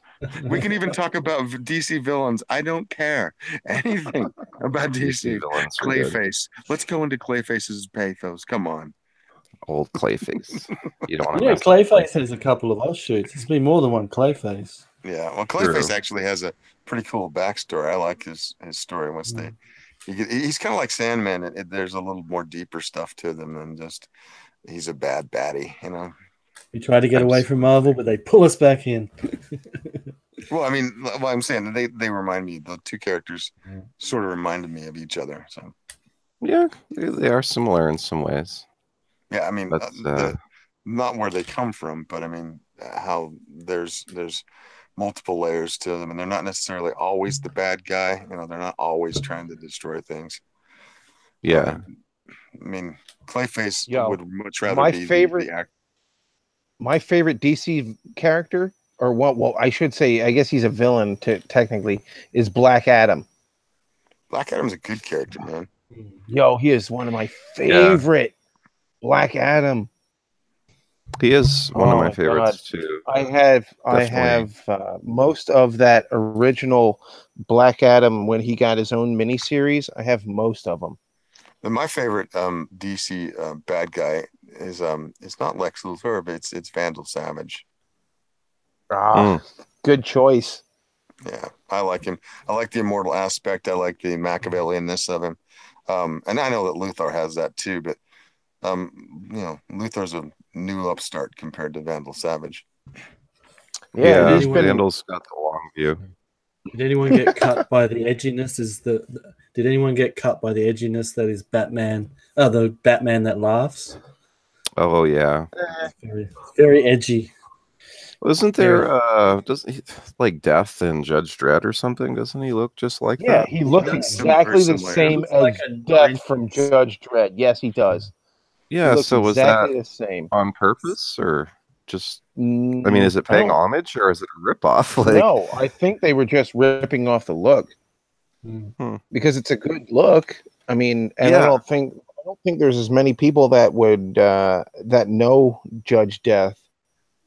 So Yeah. I think they could easily get away with it because even now, I mean, not as many, hardly anybody knows who Judge Dredd is.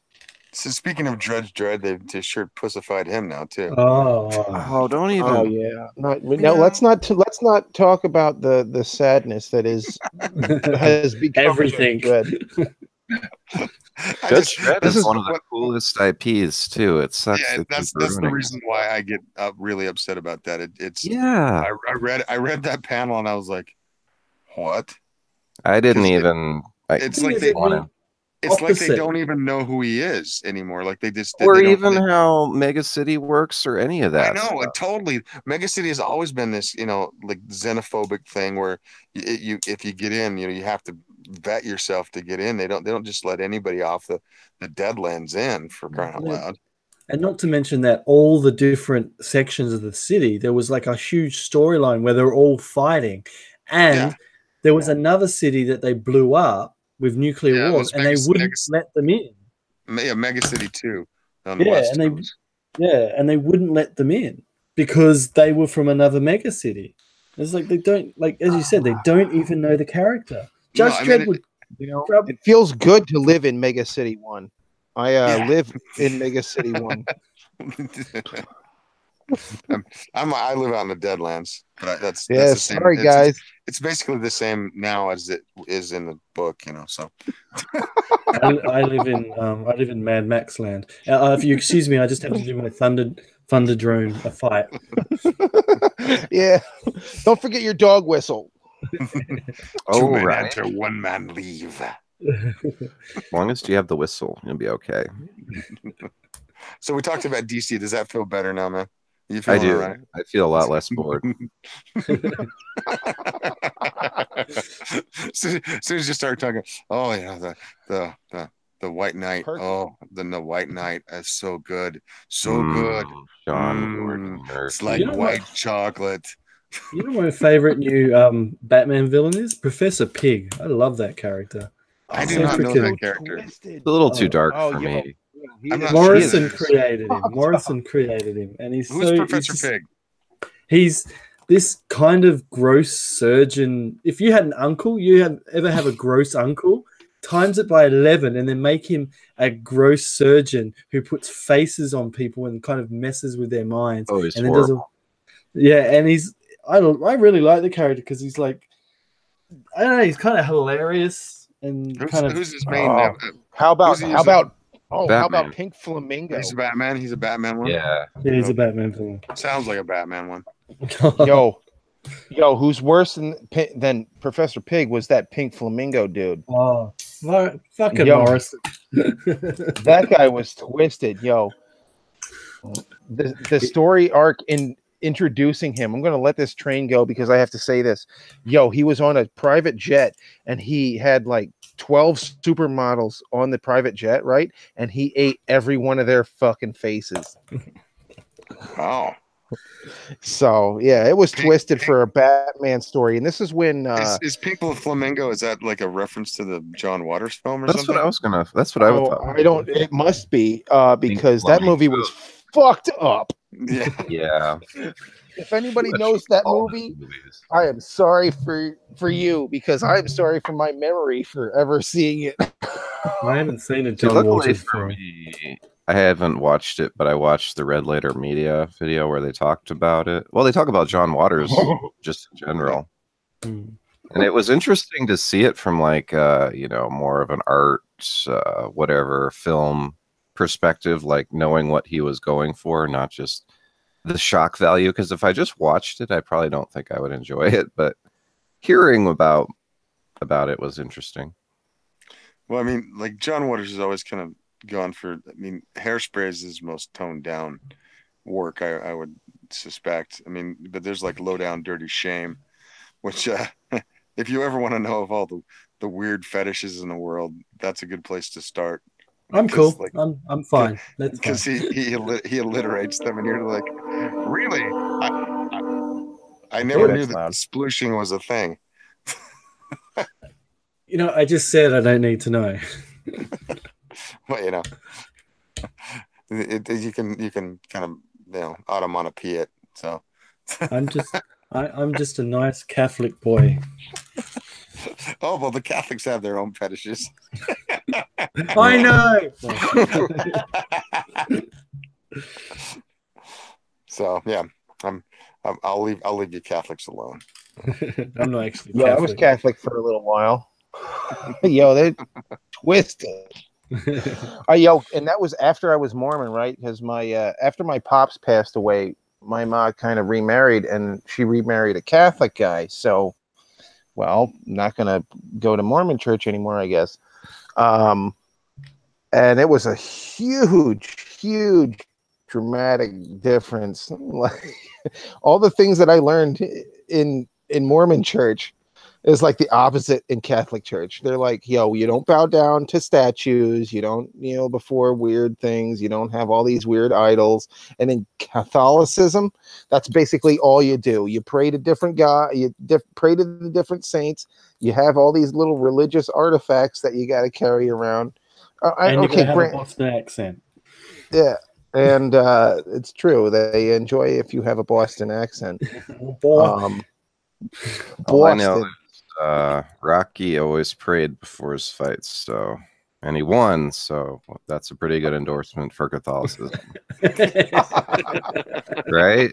Even gets the priest to throw him down a special blessing. He's like, hey, Father. That's right.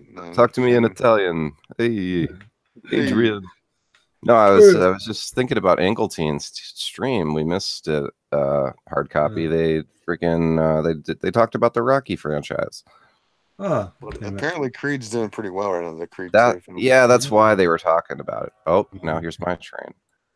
You guys both live by trains? You're coming to my country. You live by my train. It's the same train, I think. It went past his house, and now it's on me. Speeding that fast that it caught up to it, all the way to DC's house. Hell yeah! Where do you live? Where do you live, Ninja? You sound Boston or? No, I'm in Pennsylvania, on the East Coast, near Philly. Oh yes, yeah, that's more Philly accent. Boston, they say bit of a Philly accent. Come on, like if you listen to Troy Torres, he sounds like he's from Boston with a little bit of Puerto Rican mixed in. See, I thought he sounded. Yeah, okay, that sounds right. Yeah, you just talk like Bill Burr. Women, you know what I'm talking about. Sorry. No, my Pennsylvania accent comes out more when I'm drinking. Sorry. Do you sound like the Amish? The more you get, the drunker you get, the more Amish you sound. I get more Dutch. Do you feel like you need to raise a barn? No. We're gonna go build a barn now. All those mobiles are the devil's work.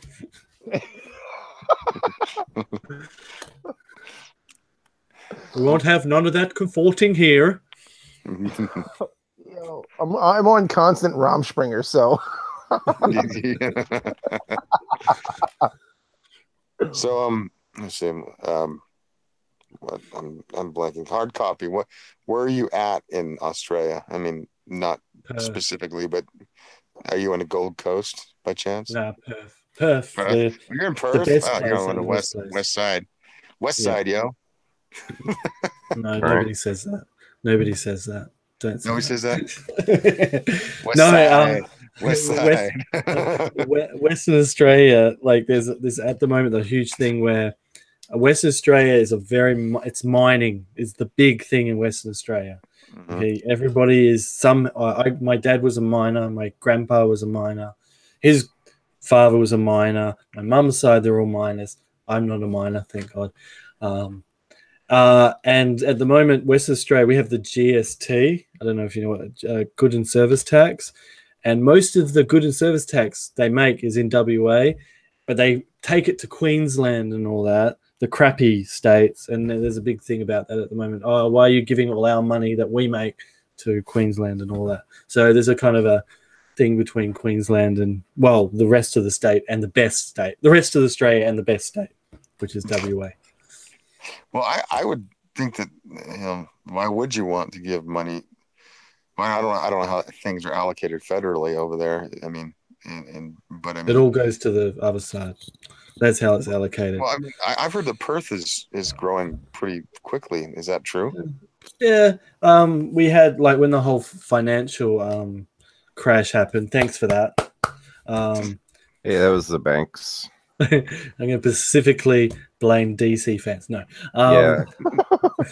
It went down a little bit, but what our government did, we had a surplus of cash. Our government actually had a surplus of cash. So when that hit, they gave everyone $900. No kidding. Everybody in Australia that was voting age and wasn't a criminal got $900. Son of a bitch. So we got $900, which I think I paid a bill because that's the only thing I do nowadays is pay bills and buy Lego. But no, it's weird. It's getting up there, but at the same time, but our government has this thing about taxes. It taxes. So I didn't mean to hit the table, and it loves taxing things, and like it wants to tax. As I said before, it wants to start taxing soda pop and all that because it's bad for you, and you can't take responsibility for your own health. So we have to tell you what to do. So.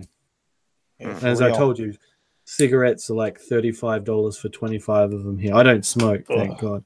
So how much is a can of pop going to be? A can of soda going to be now? $2. Well, at the moment it's $2.50 Australian if you want to buy, say, a can of Coke.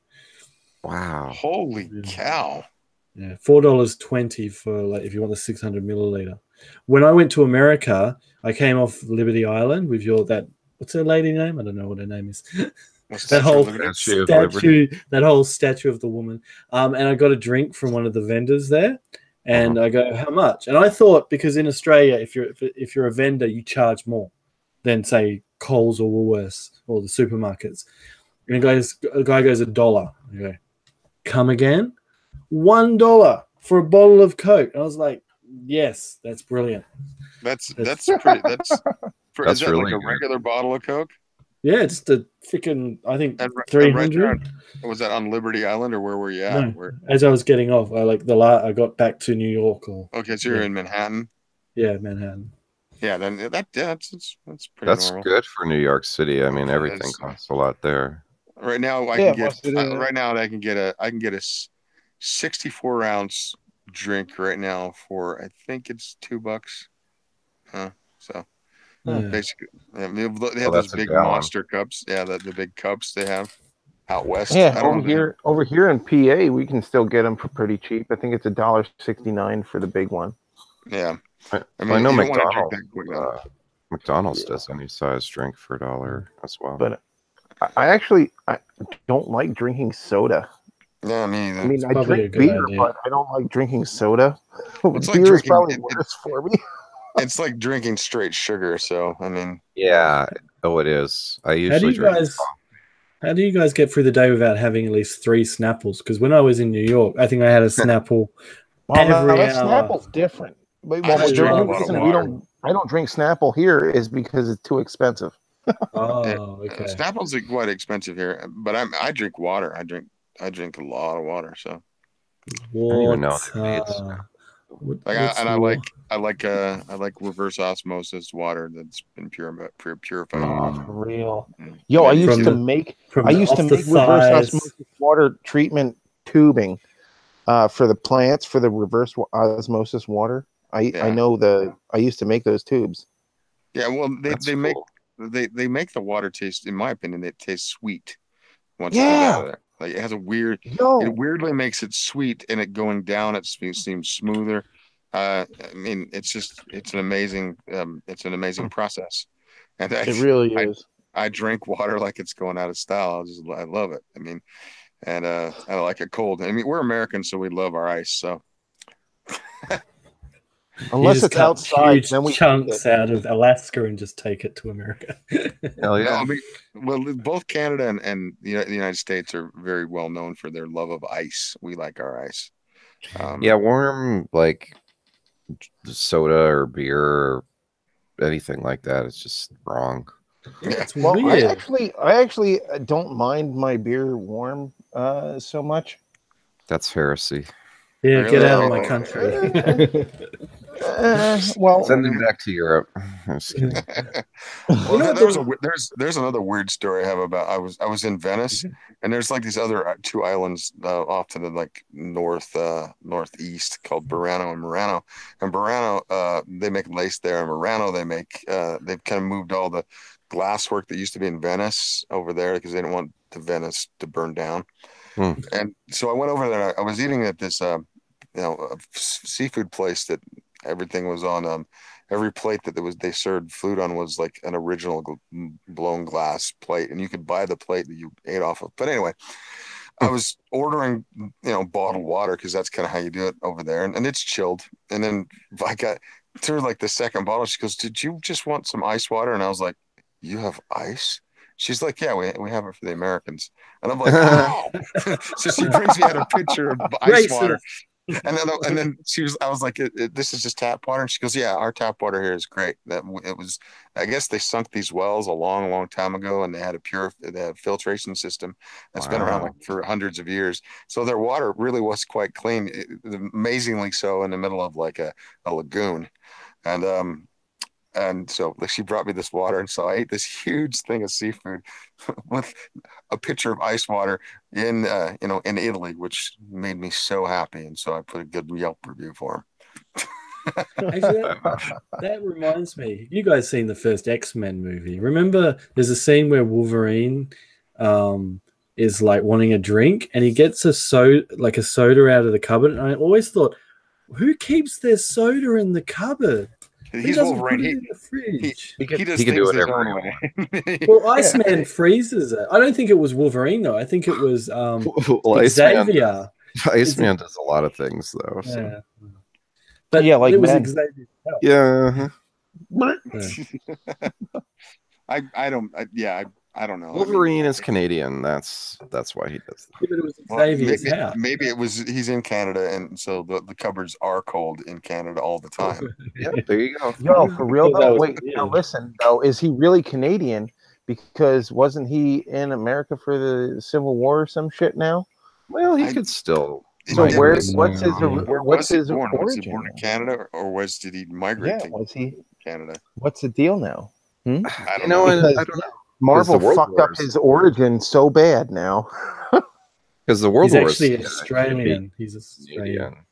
He's Australian? Well, Hugh Jackman is, so I guess you're right. He was in the Great EMU War. And you guys still lost? What the fuck? He's a tough antimantium beaks. For real. It's like Thanos. When you got in the EMU War where you were subduing the Aborigines or what? No, they were literally emus. They were trying to clear the emus out of the outback, right? And sent like the army out there. Like you can look up EMU War on Wikipedia. Well, how many emus were there? There was a shitload of emus, right? So the emus came and they attacked the guns. Well, they only had like one machine gun, I guess. I have seen it. Was Australia, remember? God sakes. It was a while back too. It was like I have seen the mice plagues they have there, because invasive species. Yeah. Have you seen that crab thing? Have you seen that crab where all the crabs just is that Australia? I don't know if that's Australia. All the crabs just like go to the sea, but they cross this like town or something. Oh yeah. Yeah. Oh yeah, I've seen that. Yeah. And like the whole streets like moving. Yeah, and they cover everything, cars and houses. Well, porches, like whatever they can get up on. Jeez. They swarm. Just leave them alone. Do anything, but yeah. Well, fellas, it's for me it's 2:00, and I do have to be to work in the morning. So thanks, man. Nice meeting you. I was gonna wrap it up. I really appreciate you guys being here. It was a lot of fun. I hadn't planned it, and it worked out good. Well, all right, DC. Cool. Hey, thanks for being here, guys. All right, fellas. Have a great night. Bye-bye. I'll talk to you on Saturday, DNC. Yeah. DNC. Well, I'm not DNC. I'm just DC. I know what you mean. I don't know what I mean. I don't know what I mean. I'm pretty sleepy too. Okay, but it was an awesome stream. So we'll stream with the Aussies on Saturday and with everybody else on Sunday. And that's all for now. If you guys out there are watching, thank you for watching and being a part of DC Fans United.